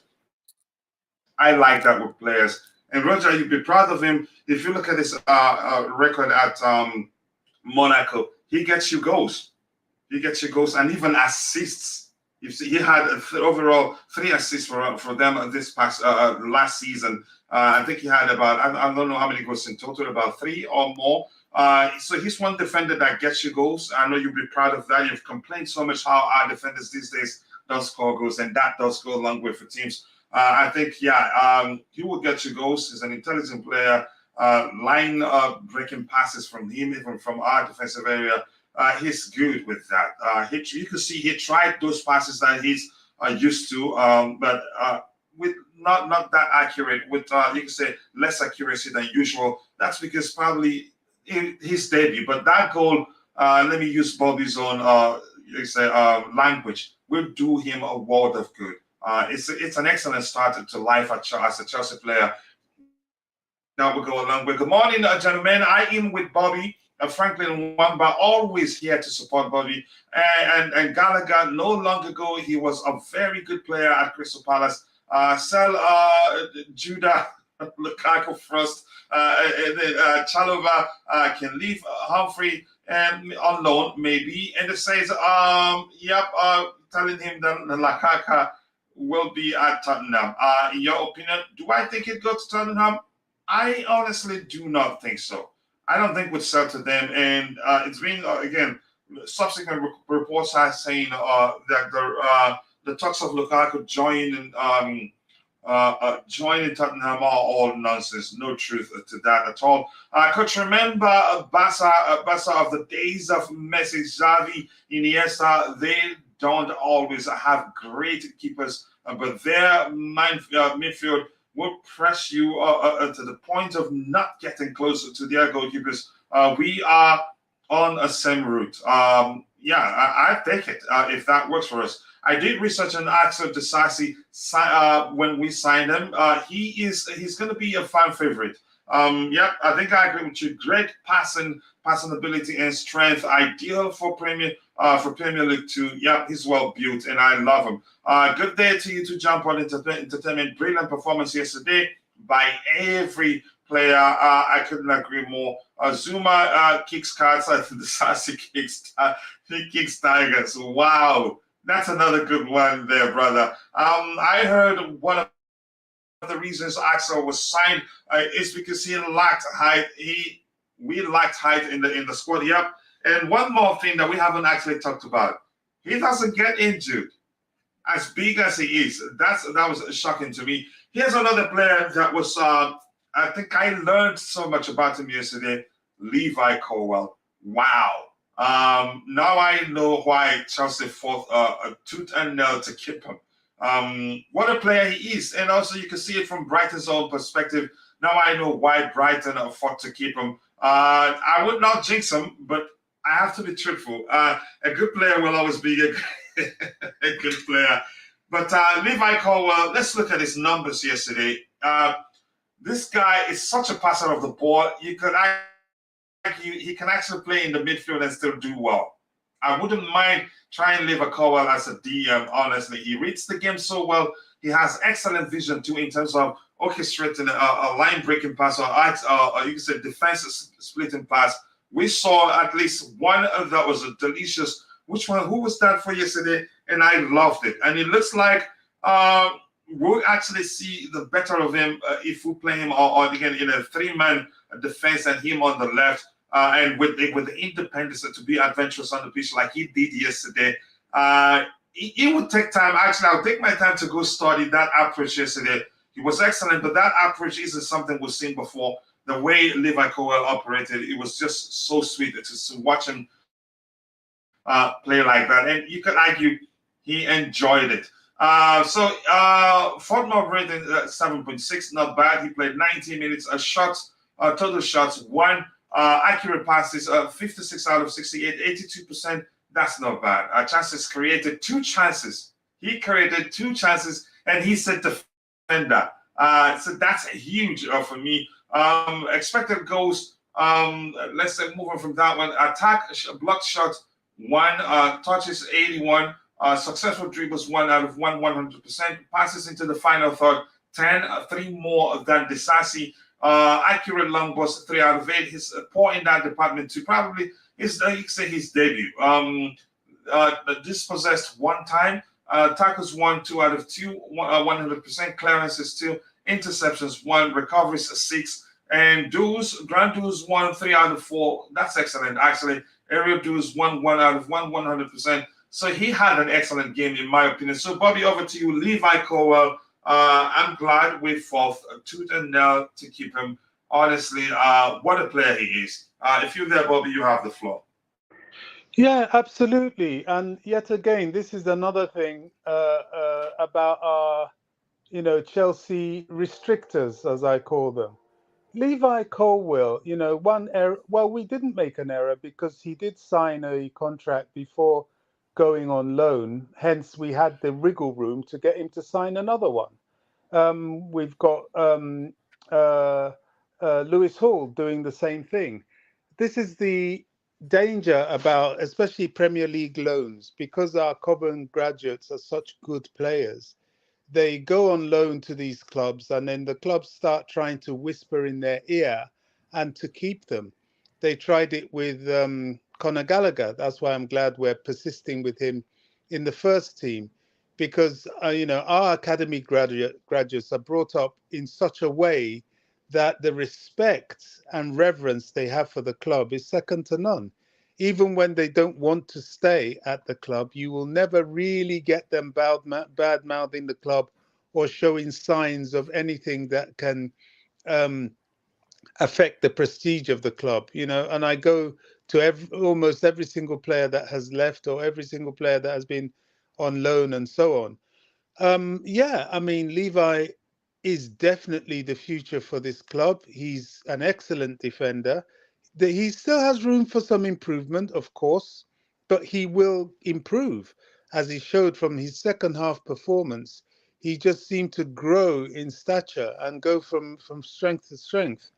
I'm very pleased that he's that we stood by him, stood by our words to him, and showed him how much he's wanted and needed. I'm also rather disappointed. This is where I'm disappointed in Tuchel. Tuchel has, his mental health issues, I guess, at the time. But he could have and probably should have encouraged Levi last summer. But, sometimes, these things, they say everything happens for a reason. Perhaps last season wasn't a good season for him to hang around the club. And there's a chance if he stayed, he won't play that much. Yeah. That's another thing. So, and, the conditioning of the players was bad. So his best probably wouldn't have come out. But he's with us now. He's with the right manager, I believe, now. And he can only improve. I just have one word of correction, please, Coach. Well, you were mentioning Disasi and you're saying he doesn't get injured. Everybody can get injured. I think the right word is that he has a good injury record. Well, did I say doesn't? But go ahead. If I said doesn't, that was wrong. But go ahead. Yeah. He has a good injury record, which is a good thing. You need a player that just doesn't pull up for any reason and every reason. But, to me, that's no reason why we should flog players. This season is good. People like Levi and Co, they can play a lot because we are somewhat limited. We have just the Premier League and the Cup games. And by the way, our Cup game against, is it Luton? I've forgotten who we're playing next week. No, we're playing Luton in the league, but we've got a Cup game coming up soon, which will be quite interesting to see who he fields. But, we need to get these players used to a rotational idea. Definitely Silva. He's not going to be playing all the time, even if he's fit. You don't do that. You gauge your players based on the calendar of games that you have. And this is another thing I like about Pochettino. He's almost like my brother from another mother. He is so hot on, you are at Chelsea, we are paying you to train. You're not necessarily paid to play on match day. That decision lies with me, your coach. If I feel it is right for you to play, you will play. But your first objective is to train. And he's putting that in their heads, really. So all this who I'm so unhappy to see Mudryk for 10 minutes. No, that is Poch's decision. That's how he wants to use him. There will be games he will start. There will be games he will not. That's how it is. You don't complain when Klopp does it. You don't complain when Guardiola does it. Please stop complaining when Pochettino does it. His objective is the team, the success of the team. Some players will start from beginning to end and play more than others. Some won't, especially players that are explosive, like Modric, and that could lead to injury. So he's seen all this. He's planning, on a bigger picture that most fans don't get to see. Yeah, I do agree with you, Bobby. Thanks so much. I think I'm seeing an update here. I can't find it. It popped up on my iPad, but I just can't find it again. Whether he's signed the contract yet, whether it's official. Nothing there. Chouameni's situation, it looks like he could be available on the market. I'm not too sure. Moises Caicedo has just completed his the main part of the medical test started around 9 a.m. UK time. Now time to sign the contract. This new Chelsea player, has he signed it? Has he signed it? Has he signed it? Mr. Caicedo has just completed. He hasn't signed it yet. So I'm not seeing anything new there. Coach, I think he probably has. But you know what it's like with these new players. There's all the commercial things to do, the interview, and they'll kind of wait till they've gone some way with all that before the public announcement. See what I'm saying? Yep, I am with you. But thank you so much, Roger. Let's see. Alexis Chamberlain joins Besiktas. He could have been one of the top players at Chelsea now, but he chose Liverpool. Let's see. Disasi Badiashile have beautiful chemistry from Monaco. Yep, they've played together before. Thank you, Marquinhos, for bringing that up. A good point about physicality, hands, and wanted Onana from Everton. Golden Star. Yeah, we wanted him, but I think he didn't want to come to us because we put in a late bid to see if he wanted to join us, but he did not want. Who's this? Onana of Everton. Sure. Yeah, he didn't want to come to us. So, Roger, Levi Colwill, what a player. I'm impressed. I honestly, again, his passes and how he ventured forward, the delicious defensive splitting passes, and always mostly, because 90% of the time on the carpet. And I love that so much. Players that keep the ball on the ground, I enjoy watching them. He was excellent, and it looks like his best position may well be the left centre-back position, as in a flat back three. Honestly, he was so good to watch yesterday. And like Bobby said, I agree. There's so much to learn, and he's at that age where every now and then you see something that shows you, he's still young. But the opposite, you could say, the upside of the whole thing is too many. Then I wouldn't mind every mistake, one mistake here and there, a single mistake here and there from him. But what a player, and you can see why Chelsea didn't want to let him go for any amount. Go ahead, Roger, and I'm glad he stayed. Yeah, ditto. Listen, I loved the way he passed down the channel. He did this time and time again. I really enjoyed that. And you're right, he kept it on the carpet, didn't he? On the shag pile carpet, that is. I think I'm a little bit harsh on him when you consider you're going up in your debut game for Chelsea, even though it's at home, and you're going up against Mo Salah, one of the fastest, and he's a world-class winger / forward, and he acquitted himself for the most part very well. My only complaint was that he showed him outside technique instead of inside technique, which means don't let him step on his left foot and make that pass. Make him go to the byline on the outside and force him to cross with the right foot. That's my only, because that's all he has for the most part, Salah. But other than that, I thought he had a very solid game. And let's be honest, I think everyone for the most part, without exception, had a shaky 20 minutes, minus 5 to 10 minutes. So other than that, listen, I thought the whole team acquitted themselves very well for 2/3 of the game. And as I said, you can't pay a bigger tribute to a team, compliment to a team, than saying you've just allowed one of the most prolific teams in the Premier League to only one shot on target. And I think he had a fair part in that. Listen, he's young. His ceiling is so bloody high. If he stays healthy for the rest of his career, he's wearing a certain number that is quite reminiscent of a certain legend. So I think it's only good things going forward with him. Yeah, only good things, and you can understand why Chelsea fought not to let him go. Why you can also see why Brighton was fighting to get him. Honestly, I wasn't sure. Yeah, I wasn't sure whether we would acquiesce and actually make him part of the deal. To be honest, with because we were thinking we're too desperate to go ahead. Let me let you go. I don't want to do another tap in. In the early stages, I had my doubts whether we would keep him. Be honest with you.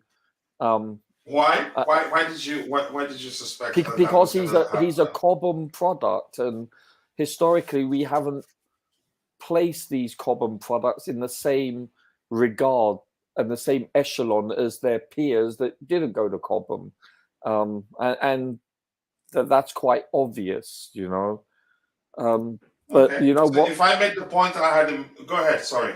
Like Tomori, for instance, a very good player, etc. I mean, can continue.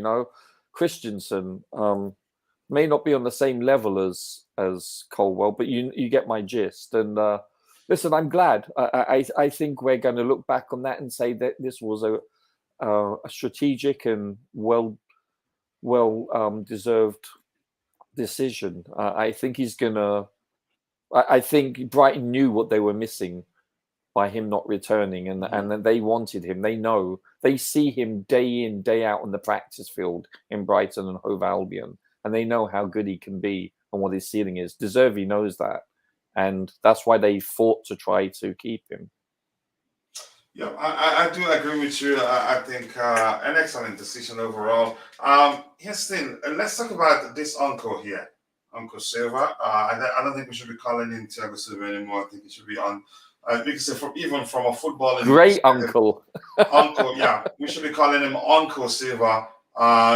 Given his knowledge of the game, his you could say repertoire. There's one more language I'm looking for. Pedigree. Everything. Yes, His intelligence as a footballer. Wow, the wise one. Maybe I'm gonna find a more suitable name. Obi-Wan. What did you say? Obi-Wan Kenobi. Listen, Obi-Wan Kenobi for football of defense, really. Listen, it's not about pace, not about power. No, not at all. Intelligence. Yeah. Intelligence. Coach, that is something special. He did it time and time again where he would step up and intersect a pass. He just reads the game. Oh my goodness. So there's an expression in the NFL for a quarterback. When you're very experienced, the game slows down for you and you see things in slow motion. Whereas when as a rookie, as they call it, the game it's so fast paced that it takes so many years to experience how to absorb the information, the data. And it's the same, I think, you can apply to a centre back. You know, he sees things before it. He's seen everything in the game, coach. Not much will get past him, you know, intellectually. Any profile of player that you mentioned now that he hasn't played against, which means he's able to anticipate what that player would do next and then be able to find a way to stop it. You think he's 25. But more importantly, let's not forget the part that he takes good care of himself. Yeah, because by now some players cannot carry themselves anymore. No, he's a bit of a freak in that regard, and I say that in the most complimentary fashion. You know, he's going to be 39 soon, coach. And listen, he's probably got the body of a 30-year-old. He eats well. He doesn't abuse his body. He looks like he's a consummate professional. And to think that initially I thought this was a bad decision for him to come to the club. It's I look back at it and think, wow, that was kind of moronic of me. But listen, it's not just what he does on the pitch; it's what he does off the pitch too. It's his integrity. It's his high respect everyone has in the locker room and around the league and around Europe too. I think we're very lucky to have him. I need your ID. You know why? No, he's a Rolls Royce. I know. You know, not that one. He's a consummate professional. Oh, consummate, but he is. He's listen. He's a consummate professional. But I'm usually the one that triggers you to say that by saying he's an exemplary professional. Yeah, you say he's. I think a lot of these. I think a lot of these young players aspire to be this kind of person. I truly do. So, I'm glad he's. And Bobby's right. I hope when his career is all said and done that he, you know, he basically migrates to being one of the coaching staff. I think he would do so well. I hope we find a way to keep him.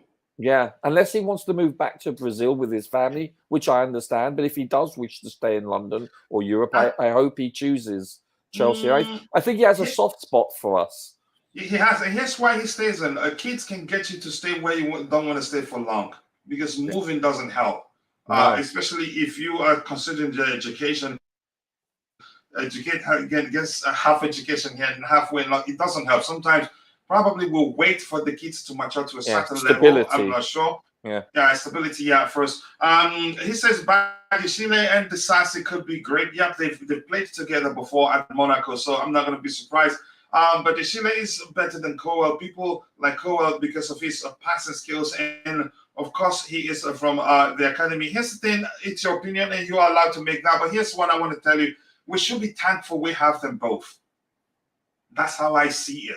I've seen people saying, because somebody arguing on Twitter saying, who's saying that Malo Gusto is better than Reece James? Look, yeah, Reece was excellent on the night. But that doesn't mean Malo isn't good. They differ in some ways we've seen so far, but we're very lucky to have them both. That's just how I want to see it.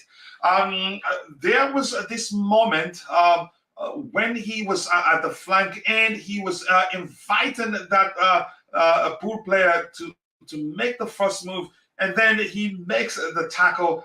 That was experience. Yeah, there was one I was going, what's going to happen here? Because I thought they were going to drag him and then take him on and beat him. I think it was what's the guy's name? He didn't even get a chance to drag him because he stopped him in a delicious manner. I think that I remember the incident you're mentioning there. What a player we have in Thiago Silva, really. Please don't know again. People don't know about Badiashile. They don't know him, but it doesn't. I don't think we should be comparing them. We should just enjoy the fact that we have them both, and that's not easy. Yeah, because Roger is a poster boy for English education. I like that one. But that's, by the way, Uncle Silva. So let's look at his numbers. Oh my gosh. He played 90 minutes. Accurate passes 101 out of 118, 94%. Wow. And I think there was a delicious pass he made to Chilwell, but he miscontrolled it. Chances created 1. Forget fantasy point. Touches 131. Passes into the final third 7. That's still a high, but Colwill beats them because Colwill, I think he had the independence to venture more forward than him, and plus he played on the flanks too, so the space was always there for him to exploit. Accurate long balls 8 out of 9. Wow. Wow. That's incredible. That's incredible, really. Tackles 1, and they didn't go for any. Blocks 1, clearances 6 in total, headed clearances 3, interceptions 1, recoveries 10, and that's a high. He was dribbled past 3 times. I'm not worried. Ground duels 1 out of 4, 25%. That's poor, but yeah, all the aspects I'll take. Aerial duels 1 4 out of 5, 80%. Was fouled 1 time. What a player he is. Again, I love him so much. I don't know if anybody else has anything else to say about him, or should we move on? We have other players to look at in the central area. Go for it. Bobby, you there? You want to talk about Silva, or should we move on? Okay. No, we can move on. Sorry, I was looking at Strasbourg. And interesting also having a glance at AC Milan, and one understanding that it's definitely the bag that made Pulisic leave, because he sat on the bench there as well. So there you go. Yeah, for me, Carney Chukwuemeka, he had a shaky start, like every other player did. But he grew into the game, and he was making penetrating runs and picking up some. Look, this boy at his age, his intelligence marvels me. Honestly, I have to be honest. How he was able, he will move with the ball, have 2-3 players in him. He'll still look up and take the ball away from the tight area to where Reece James is on the flanks to where we have space. That takes intelligence. He didn't just, he can try to dribble his way out of the problem, but he usually looks up and finds a way to lob the ball to whoever is on the flanks. And he did that on several occasions, not just once. But let's look at his numbers. He played for 81 minutes. Accurate passes 38 out of 42, and we know damn well that those were not him opting for safer options. He was always going and making dangerous moves. Let's see, touches 51, successful dribbles 0 out of 3. That's poor. Passes into the final third 3. He leaves there, so not an issue. Accurate long balls 1 out of 1. Dispossessed twice. Tackles 1 out of 1. Recoveries 3. Dribbled pass 1 time. Ground duels 1, 2 out of 9. He's not a defender. Was fouled 1 time. But overall, eye test showed that he had a good game, in my opinion. But Roger, what do you think? Yeah, no, I agree. I do. He was pretty solid. Listen, I think we can just cut and paste a lot of statements from most of the players for the first third compared to the second third for the latter 2/3 of the game. I don't know. I'm not sure whether we're going to use this kind of formation going forward when we're not playing a City or a Liverpool or an Arsenal, etc. Does that make sense? So it's going to be slightly different. But I don't know. Yeah, I agree. Yeah, who got man of the match? If you're going by this rating, it's Disasi. May well be him. I don't know. The official man of the match, because there's man of the match for Chelsea fans. There's man of Enzo got the one for the Premier League. Yeah, I believe so. Okay, not a bad shout. Not a bad shout. Was also Wally Waldo. I thought more he importantly, nice it. to see you, brother. I hope you're doing well. I appreciate you finding the time to join. Roger, you were saying something? I thought he bossed the game. Yeah, he did. He did quite well. Even under pressure, he was able to still do something. I think he can only get better in terms of dealing with the, you can say, how players close oppositions up, close them up quickly in the Premier League. I thought this may have been his best game in a Chelsea jersey. It is, actually. In my opinion, it is. Yeah. Let's see. Wally Waldo, the second best being the one against, what team was that? And again, you could argue on the two occasions he's played his best game for Chelsea, he had Carney by his side and someone else, I think Gallagher too, in a three-man midfield. But I'll take my time to look at if that's the case. If there's a pattern to that, then I'll say, okay. Thought it was Disasi with his rating. That's for Fort Mob because he scored. Let's see, might have been different ones. Okay, probably. Let's see. Thomas Bayes, Carney isn't spectacular. He isn't spectacular, but he did well. I don't think he will ever be consistent. I think he will be. Remember, he's just 19. Is it 19 already? I think he should be 19. Let's see. Alisson got man of the match. Really? For saves? Yeah, possibly for saves. I thought it was Enzo that got man of the match. Maybe I'm wrong. It's possible it's Alisson for saves, maybe. I'm not too sure. Yeah. But that's Constantine said Alisson got man of the match. I stand corrected.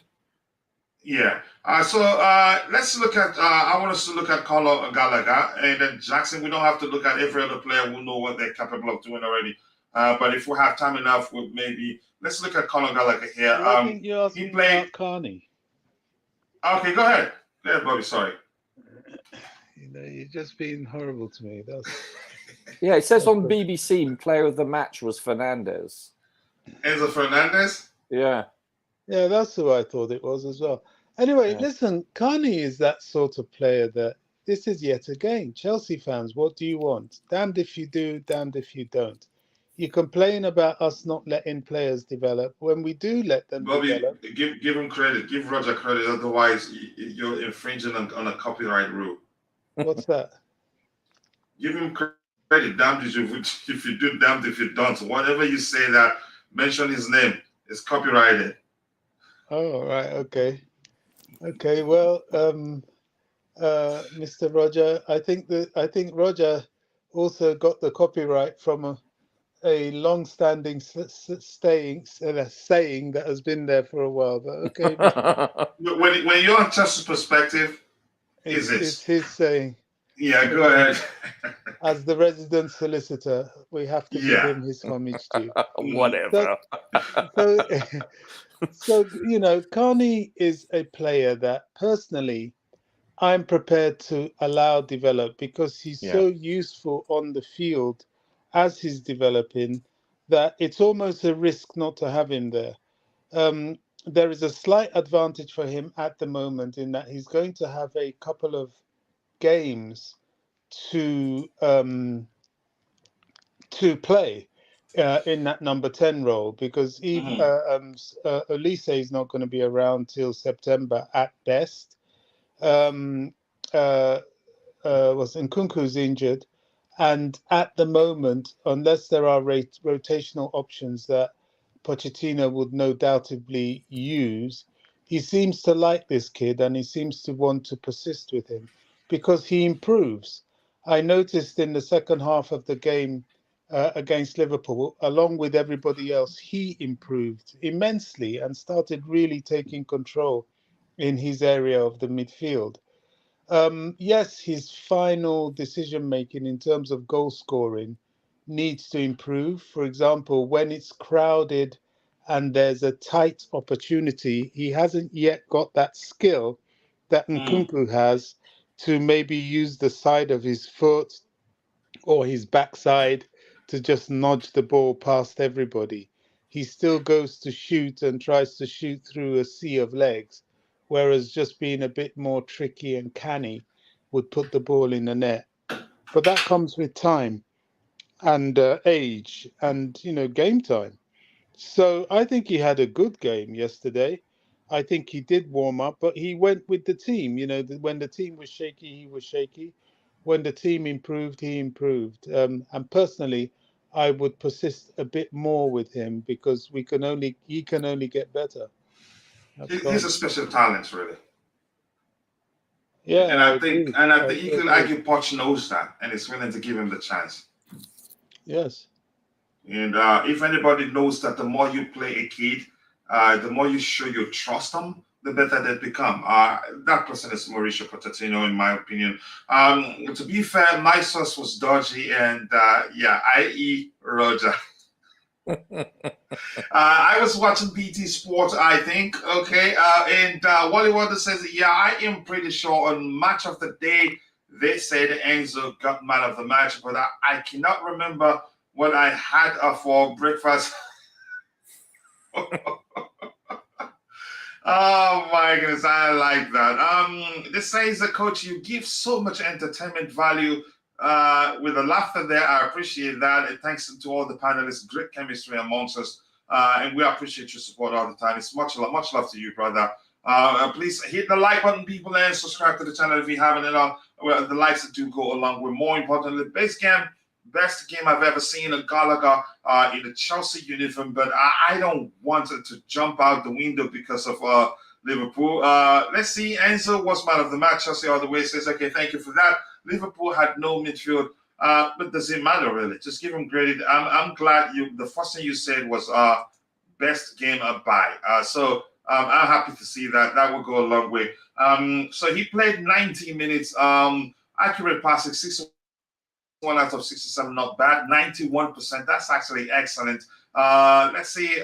Attack touches 82. Successful dribbles 1 out of 1. Passes into the final third 6. Accurate long goes 1 out of 1. Wow, okay. Tackles 1 out of 2, 50%, not bad. Blocks 1, clearances 1, interceptions 3, recoveries 10, a dribble pass twice, ground duels 1, 5 out of 8, 63%. That's actually good. He's not a defender. Was fouled twice. Fouls committed 1. He did so well that even the beautiful game called him Gala Dog as a DAUG. He did well. Honestly, I enjoyed him yesterday. Any update on Lavia? Nothing new yet. But thank you for joining us, Satoshi. TG to Satoshi. In Australia, we value keepers more so. Allison was man of the match here. I like that one.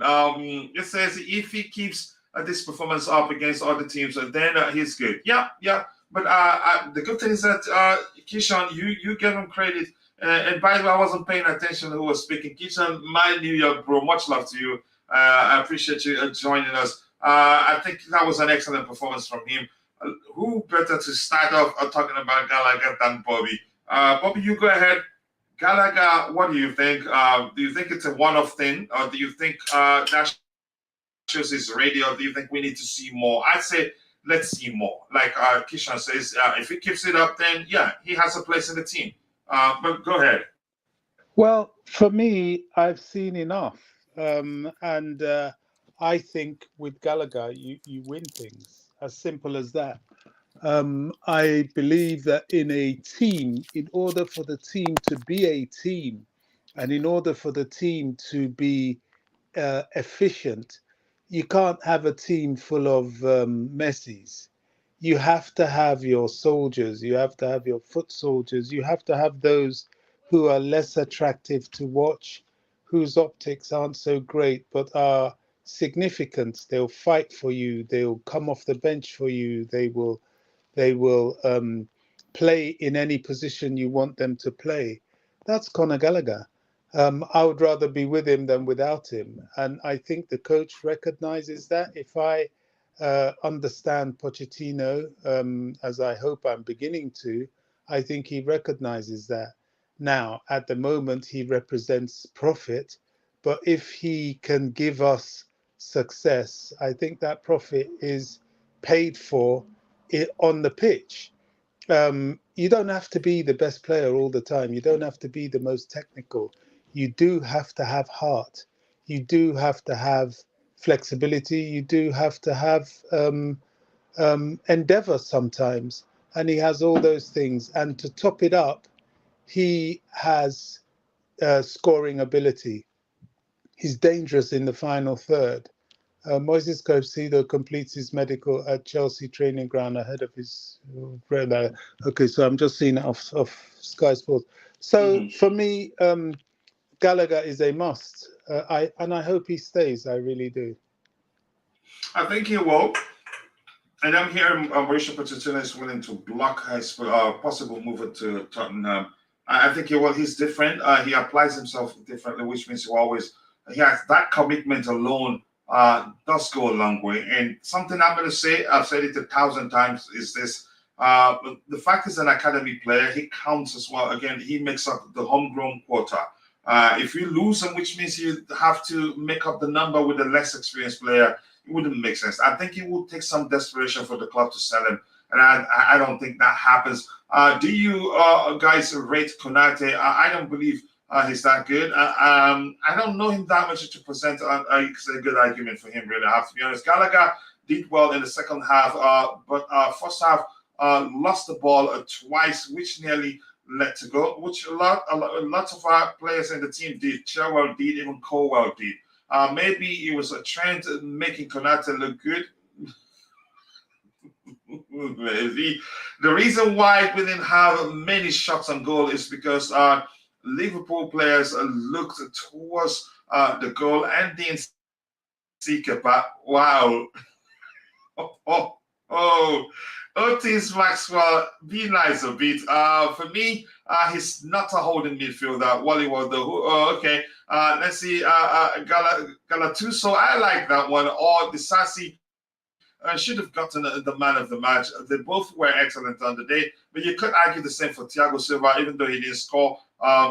He was excellent. He led very well. But once Caicedo comes in, then our midfield should be perfect. You could argue that, and we have enough numbers there. For me, it is his best position, DM, because cannot just work hard, can just work hard, tackle, and be a dog. Oh, okay. It's his passion for the club is what makes me like him the more. And you can say the manager and the club's hierarchy value that. He constantly gives 110% every match, which I really like. Plus, there's room for him to improve. And you can say the man, if he can improve under any manager, it would be definitely Mauricio Pochettino. It's easy to play against Liverpool, average midfield, wait for world-class team. Okay, let's see. Eugene, I know you'd come up with something like that. Olise would count as homegrown, and Lavia will count as homegrown soon. So, yeah, maybe if that means...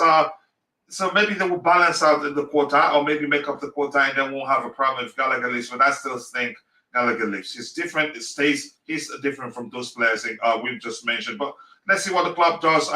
Beyond Gallagher, Roger. Oh, you haven't spoken about him. Sorry. You go ahead, Roger.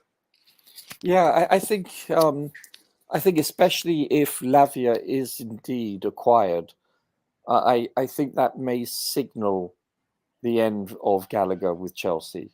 I think we may be forced to sell him, whether that's for financial reasons or because of squad size. Because he wants to leave. Perhaps he sees no avenue going forward. You know, if you have a 19-year-old coming in as your replacement, that doesn't bode well. So perhaps, I mean, it's not 100% concrete, but it certainly looks that way, in my opinion. I think. Listen, I think when you look at the game yesterday, did he give the ball away a few times? Sure, no doubt about it. But beyond that, but he tackled very well on numerous occasions. He read the play very well and intercepted many times. That's the last ditch tackle. You could argue could have led to a goal. He was the last man. Yeah, if he mistimed it, he's either sent off or he's sent off and still Salah can recover and still score. So That was audacious tackle. Very well done. Great timing.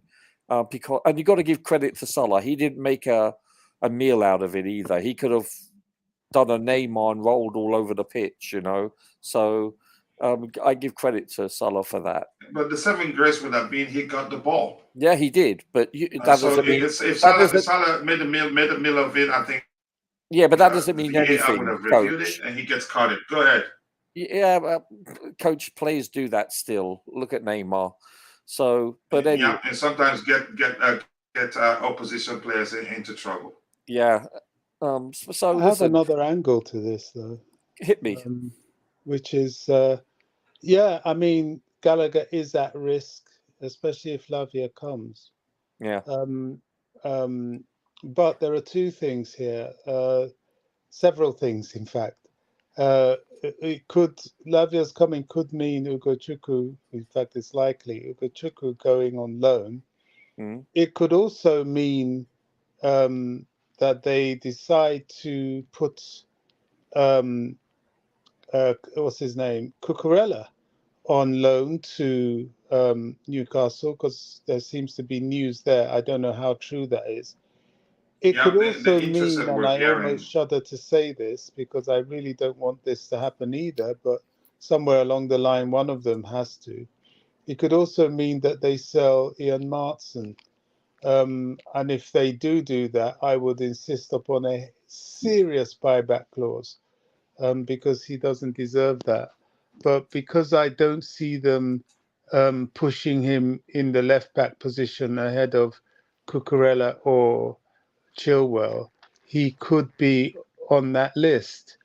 I mean, squad size is another thing. I think the squad size will have to go up to 27.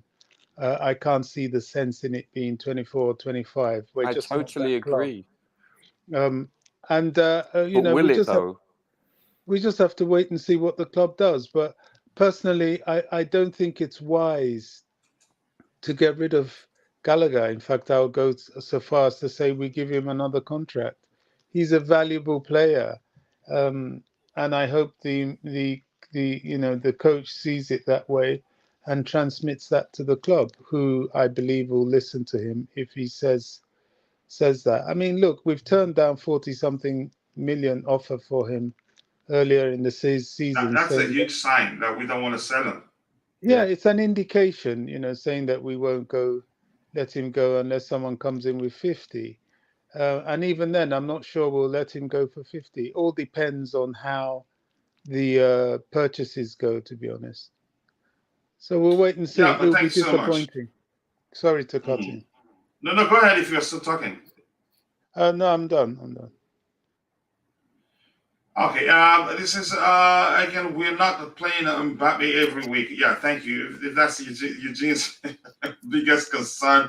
Now, homegrown is basically coming up from the academy, but I think you have to be there for a certain duration, for lack of a better term, a certain time, I think 2 years at most. I don't know the rules, but yeah. But this gives you a clue. You are basically coming from the academy, trained by the academy, homegrown, as the term implies.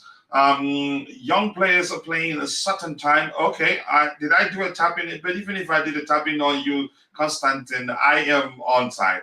So playing a certain term in EPL quality from academy, qualify from academic, qualify from academies. Olise, also born in the UK, so he qualifies. PSG be seriously good if they sign one world-class creative midfielder. I think they'd be. Neymar is gone now. I think a lot of revamping going on there. So I want us to look at Jackson. Some of the players are well known. Let's look at Jackson and then cover the news items we have.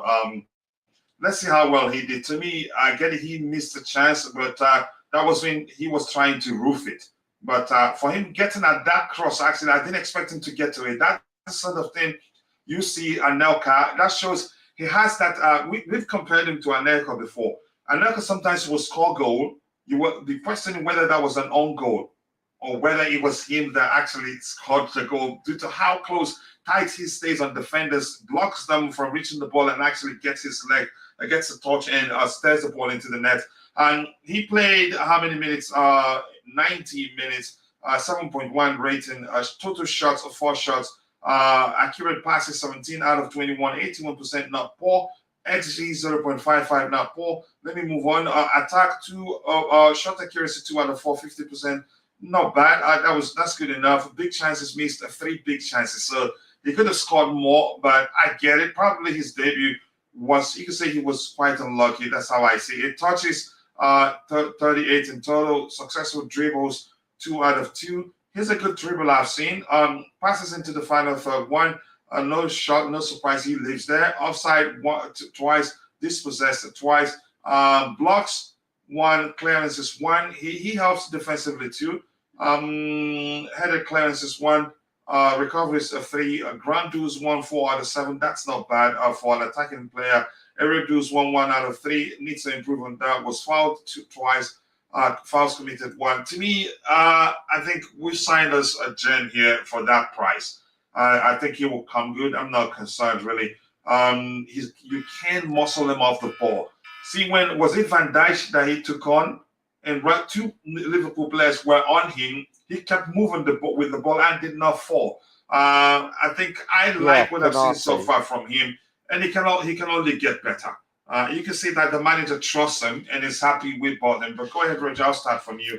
So, Nicolas Jackson, what do you make of his performance? So yesterday? Bobby and I were talking last night, and that very late in the 90+ minutes, where one of the players made a marauding run, that was actually Jackson. I thought it was the centre back. It was Jackson actually, and his balance was excellent. He had Konate and then Van Dijk on him, and I thought, listen, his pace, his strength, his balance. Yeah, he did miss that shot, which, let's be honest, he should have put away. Let's be honest, but it's just one shot. Okay, it's not like he had 4 or 5 shots that he skied. So you have to give him the benefit of the doubt. Let's be honest here. But what impressed me more than anything was his movement. It's not what he did on the ball, which was, by the way, still impressive. It's the way he moved around, his movement, the runs he made, the link-up play. His pressing. He looks like he's been playing with Chelsea for a couple of seasons. It's hard to believe this is his first game in a regular season. I'll be honest with you. Listen, he's exceeded my expectations. He really has. Yeah, so I've got nothing but praise for him. Yeah, do I want to see more end product per se? Yes, of course I do. But when you look at the totality of what he brings to the game, it's not all about scoring. It's about involving other players, linking up, making runs, whether it be for purpose or for diversionary purposes. He does it all. And by the way, he's bloody tall, strong and fast. And, when the ball's booted to him, I have confidence that he can come down with the ball.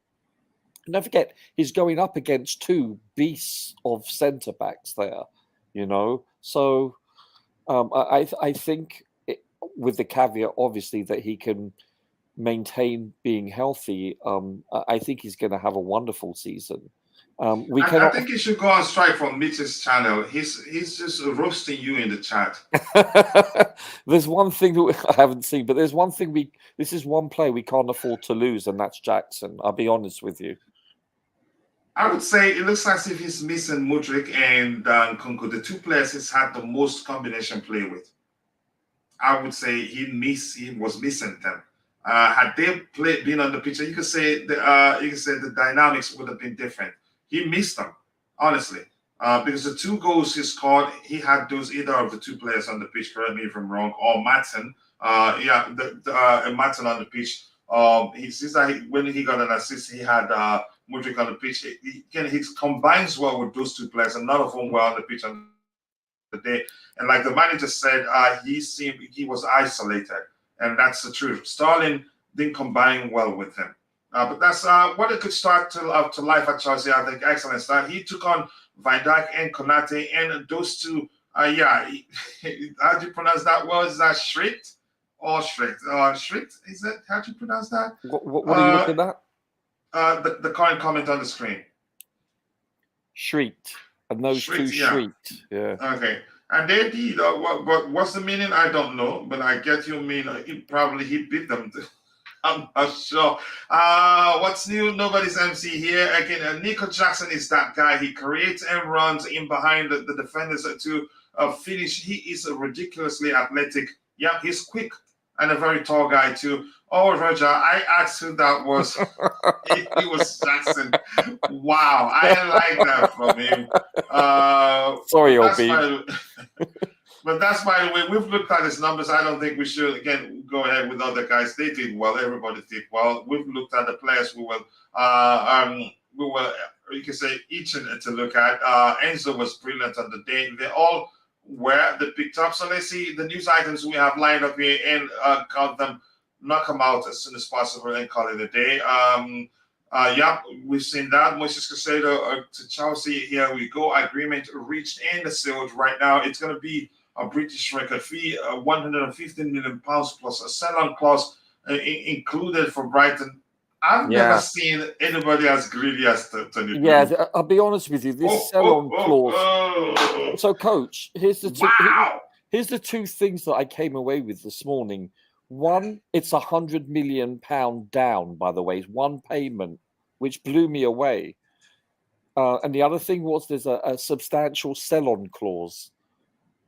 I guess, you know what? I guess we had to acquiesce. That's how much you want the player. Yeah, exactly.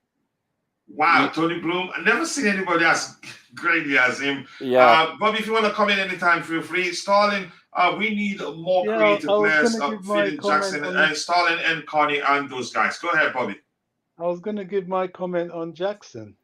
Go ahead. But I don't like you. Every now no and then respect, Bobby. No respect. Yeah, exactly. I know he likes to leave me out of key things.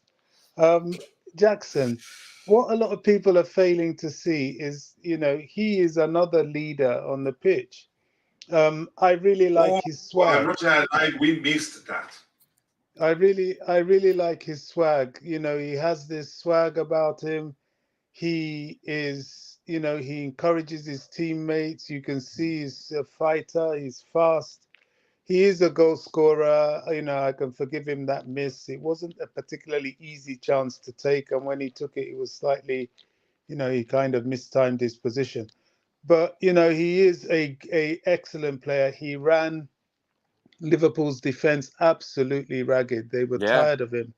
Well, they're glad to see the end of the game by the end of it. And he bullied them. Yeah, I think he's going to be invaluable to us. He really is.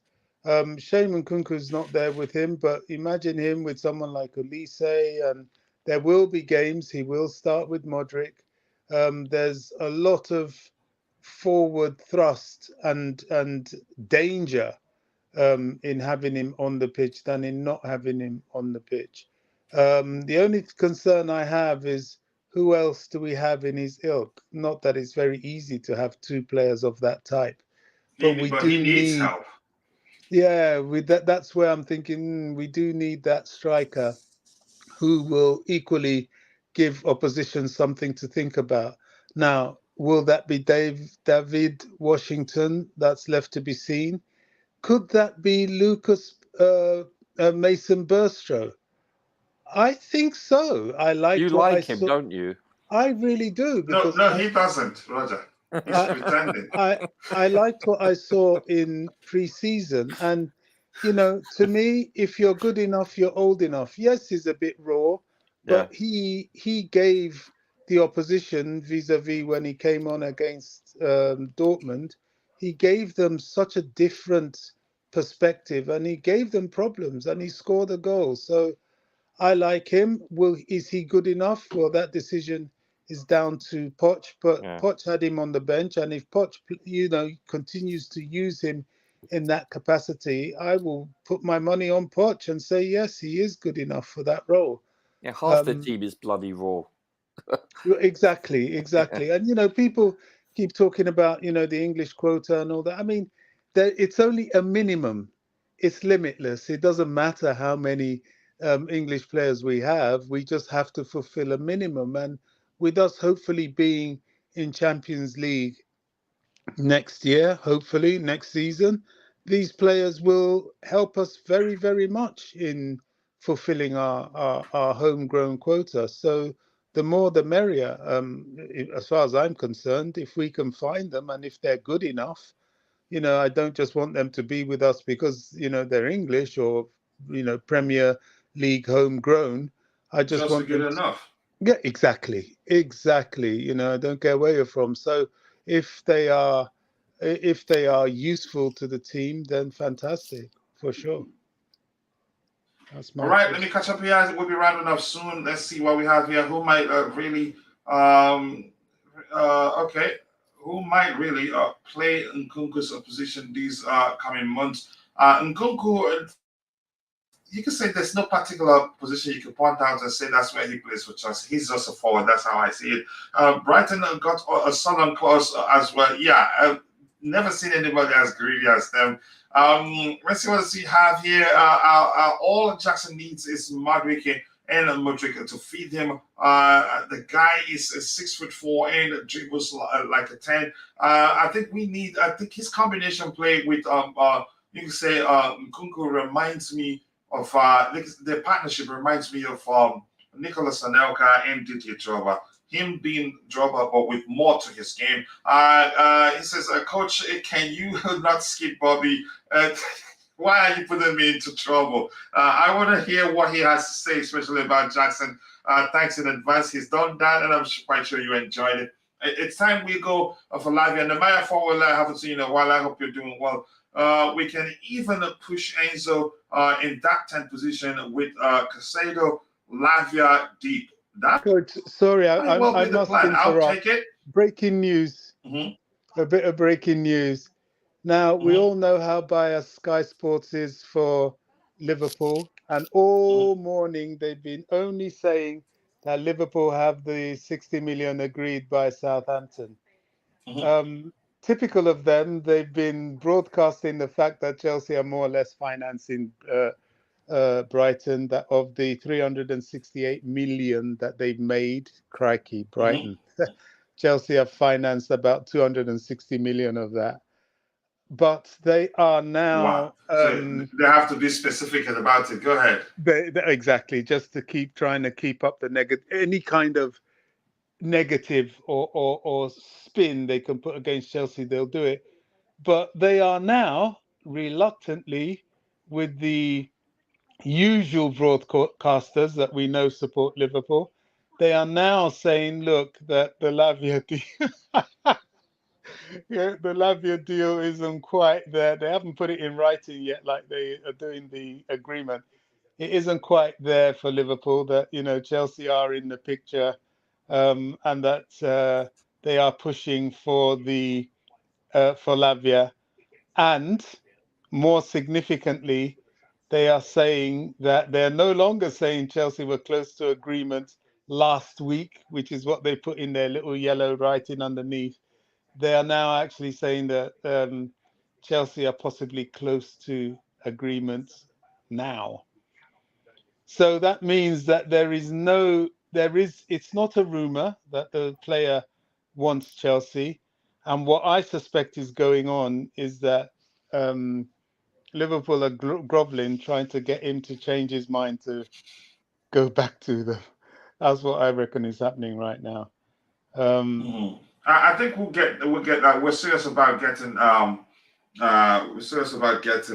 what's his name, Romeo Lavia. And I saw a report a month ago or so saying that Eden Hazard did tell him to go to join Chelsea, that he's gonna love it. I hope so. Yeah. I hope so. Time will tell. Did you notice Eden was at Chelsea yesterday? Yeah, he was, but probably didn't want to be seen. He had the face cap on, so it was caught by a mistake. Because I'm quite sure if the cameraman knew he was there, oh man, they'd be showing him every minute. I don't know why he wouldn't want to be seen. That's a bit. I think one of his children is in the academy along with Thiago Silva's boy. I think so. I don't know, but Eden Hazard definitely has a lot of. Hang on, they're saying something about. Oh, Sonana. I don't know. But these ex-players come to the club all the time, so I don't know if it's worth reading anything. Hang on, let me listen to this.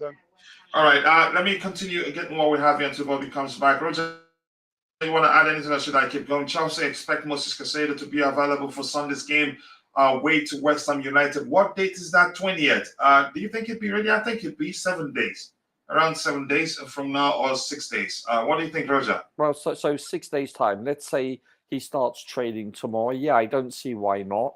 Or at the very least, come off the bench.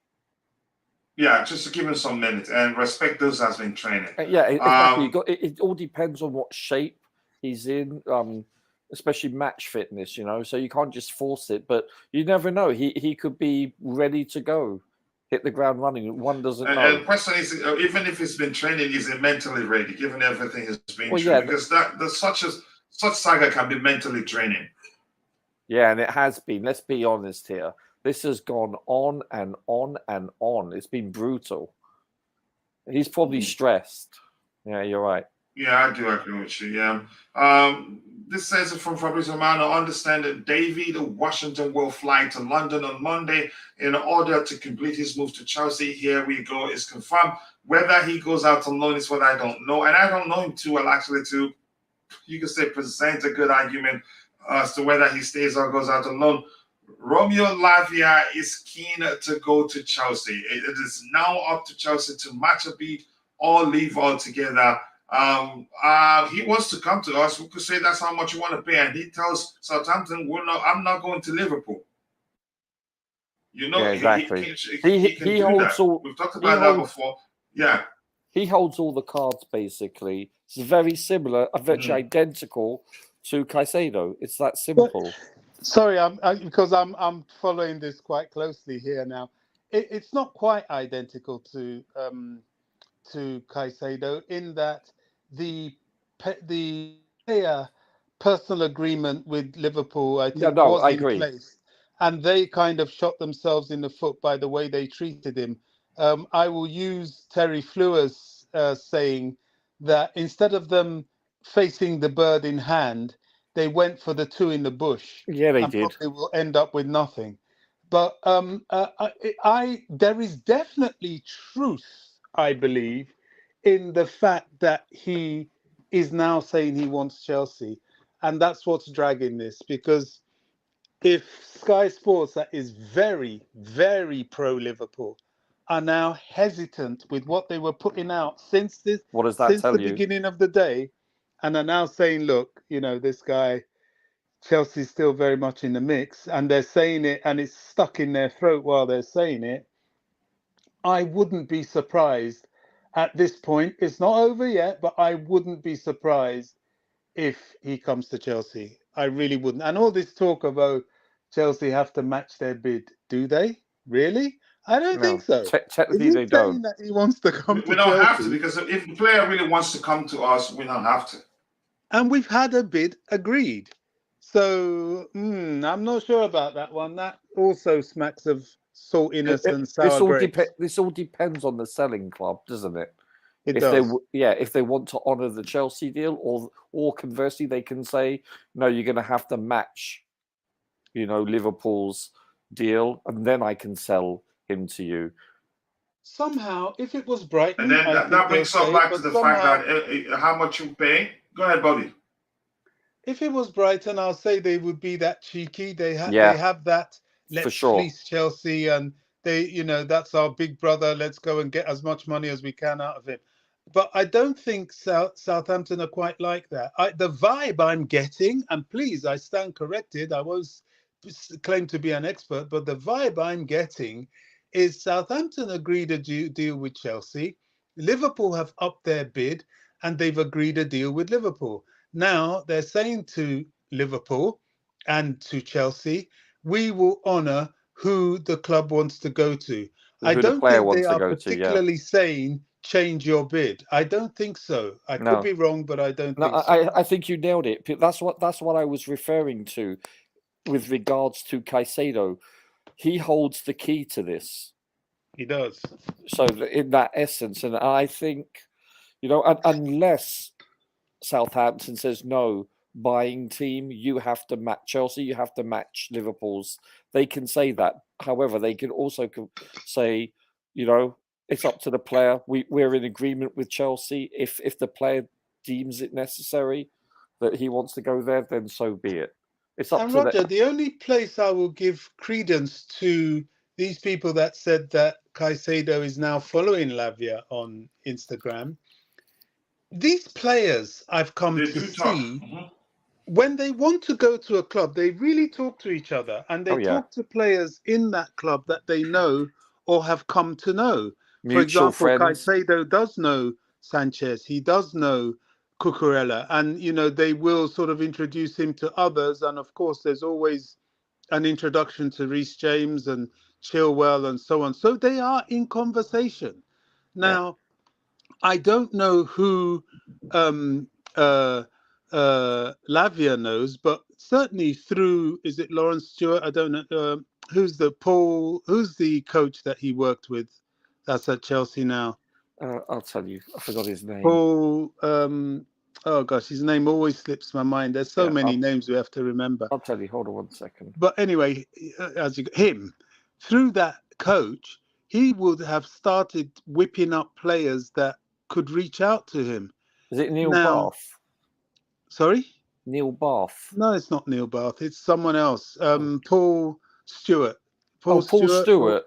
No. The other, one of our coaches, our new Joe coach, Shields. Joe Shields, that's correct. Yeah, sorry. Now, he would be introducing him to players, and they will be talking, and they're all within the same sort of age bracket. Now, that is an advantage Chelsea have in that the project is underway. Liverpool, I think, are just beginning to copy it, but their youngsters are not established at all. They're not in the first team yet, and Chelsea's are. So, you get talking to Caicedo, you get talking to Chukwuemeka, you get talking to all these young lads that are your peers. It's very tempting. It's very, very tempting. Joe Shields brought him to Southampton and to City. Well, City also, don't forget, I believe. Yeah, and I think wasn't Joe Shields coming from City as well? Yeah, exactly. That's what I'm saying. It's a very strong. They have a strong rapport. Yeah. It's a very strong bond, and for I've forgotten the name of this girl on Sky Sports who's a Liverpool fan.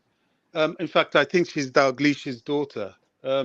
I know who you're talking. No, it's not Dalglish's daughter. I think her father is a Liverpool legend. He just passed recently. Oh, Ian Rush, one of them anyway. But, not Rush, but it was someone else. I forget. Yeah, the Scotsman with the teeth missing. Remember?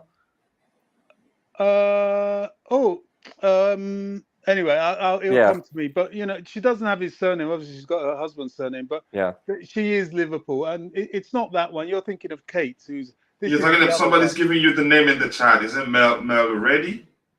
No. Melissa Reddy's not. She's not.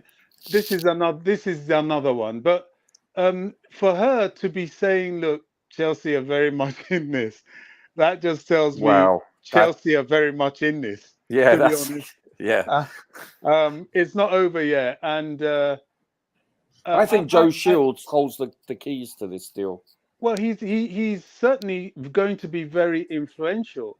Yeah. And I hope we get him. I really do. It's as I've said, but the only thing about it is that Liverpool are very much in his ear as well, and they will persist like they tried to persist with Caicedo. In fact, I think the only way Caicedo stopped it in the end was that he blocked Jurgen Klopp, which absolutely pissed him off and led to him saying no in the interview when he was asked about, where's the camera?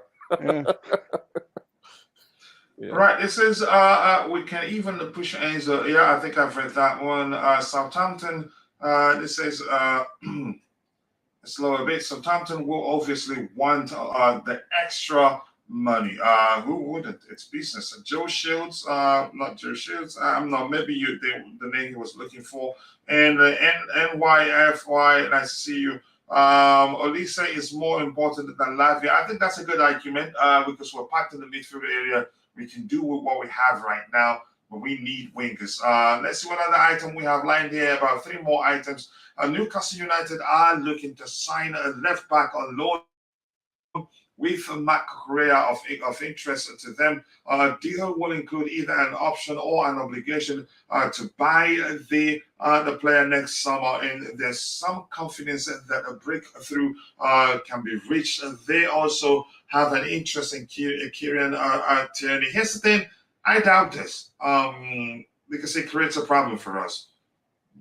I don't think Mauricio Pochettino, it doesn't look like he's confident playing Ian Matson in the left back position. It doesn't look like it, probably because of his height. I don't think we'll let Cucurella go. I don't think so. And this report is from Newcastle's perspective, saying they are interested in. I'm not too sure whether we're interested in selling. I don't know. Anybody want to add to that, or should I move on? Just to add to that, I think you're right, and I think evidently, Bobby, we can't hear you properly. Yeah, Bobby, we can barely hear you. Sorry. Hear you. Yeah. Sorry, I think. Me now. Yes. Can you hear me now?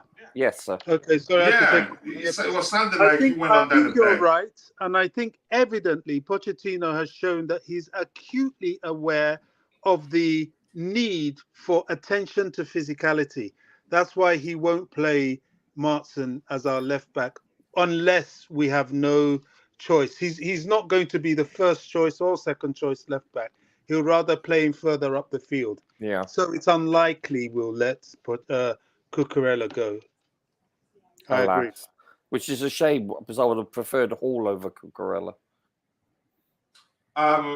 I don't want that because I know Hall can do more in the midfield area. The vision, the ability to shield the ball, passing, dribbling skills, I know, and all that. But there's no space for him. Don't worry about Lewis Hall. I'm kind of glad he's going to have quite a fight on his hands at Palace because the midfield, they have some players there. But I'm glad he's gone there to fight for his place and to get to play, because come the summer, and please God, we're in the Champions League, and some of these left backs have run down their contracts a bit more vis-a-vis Cucurella. I think he will probably put himself, if he does well, in a much better position to claim at least a left back spot at Chelsea. I don't know about midfield. Overall, I think he will come back. He will come back a better player. That's all I know. I hope so. Yeah. Chelsea was okay with getting Caicedo before Liverpool provoked us. Now, after Lavia, we will go for Salah. Good luck. But I understand where you're coming from, Curtis. Send him on his way. He's honestly mediocre and a liability. He's one of the few loose strings remaining in the squad. I can't believe I'm starting to believe this, really. Who's this? I think he's, you can say, deficiency, that one where he leaves tons of space on the side that he's defending. I think it's a huge problem. I don't know if he's going to be able to overcome that.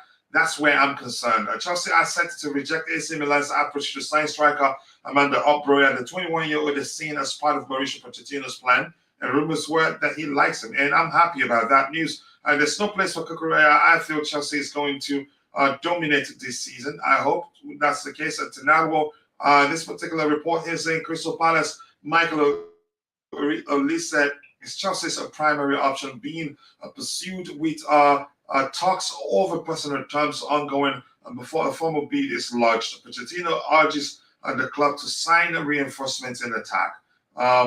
Let's see. Understand Harveyville is set to join Bristol Rovers on loan as called by Simon Phillips. I think we've talked about that too. Let's see what else we have here. I think if I get this, we're calling it a day. But Cucurella needs a second chance for being an agent in getting Caicedo. Maybe. Maybe he gets a chance. But with that, I'm going to say thank you to Roger. But before I do that, Roger, anything you want to add while I add credentials to the chat area? No, just that. You want to, listen, as the your final thoughts, as a Chelsea fan, I think you have to look at the season thus far, albeit one game of 100 minutes or so, and be pleased with what we've seen so far. Mm-hmm.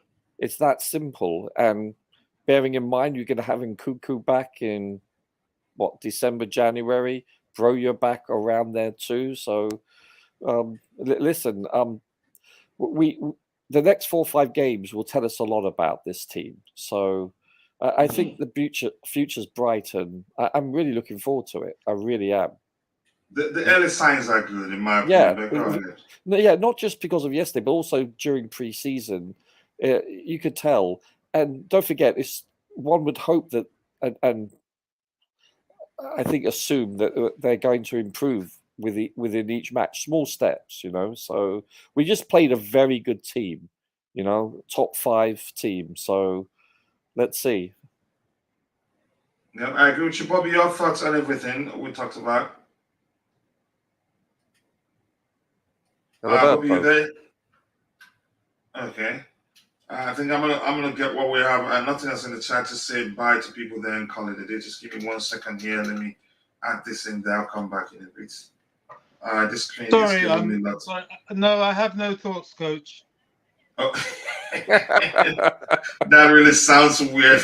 That was funny. Oh my goodness! Just 1 second. Good show, gentlemen. Yeah, let me just add this. There you go. I'm going to add it. Nice there. So with that, we've come to the end of the show. And say thank you to Roger, Bobby. I think it's been 2 of us for a while. The 3 of us. Did anybody else join us? I don't think anybody else did. I want to say thank you to the 2 of you again. It's been an excellent show, excellent discussion, very civil. Yeah, thank you so much, Jackson LFC. I appreciate you joining. Constantine Dante, I appreciate you joining. Every other person that was in the chat, Panda, and Tinaru, I appreciate you all. If I missed your name, apologies. I'm only human. See you guys next time. God bless us all, and cheers. Cheers.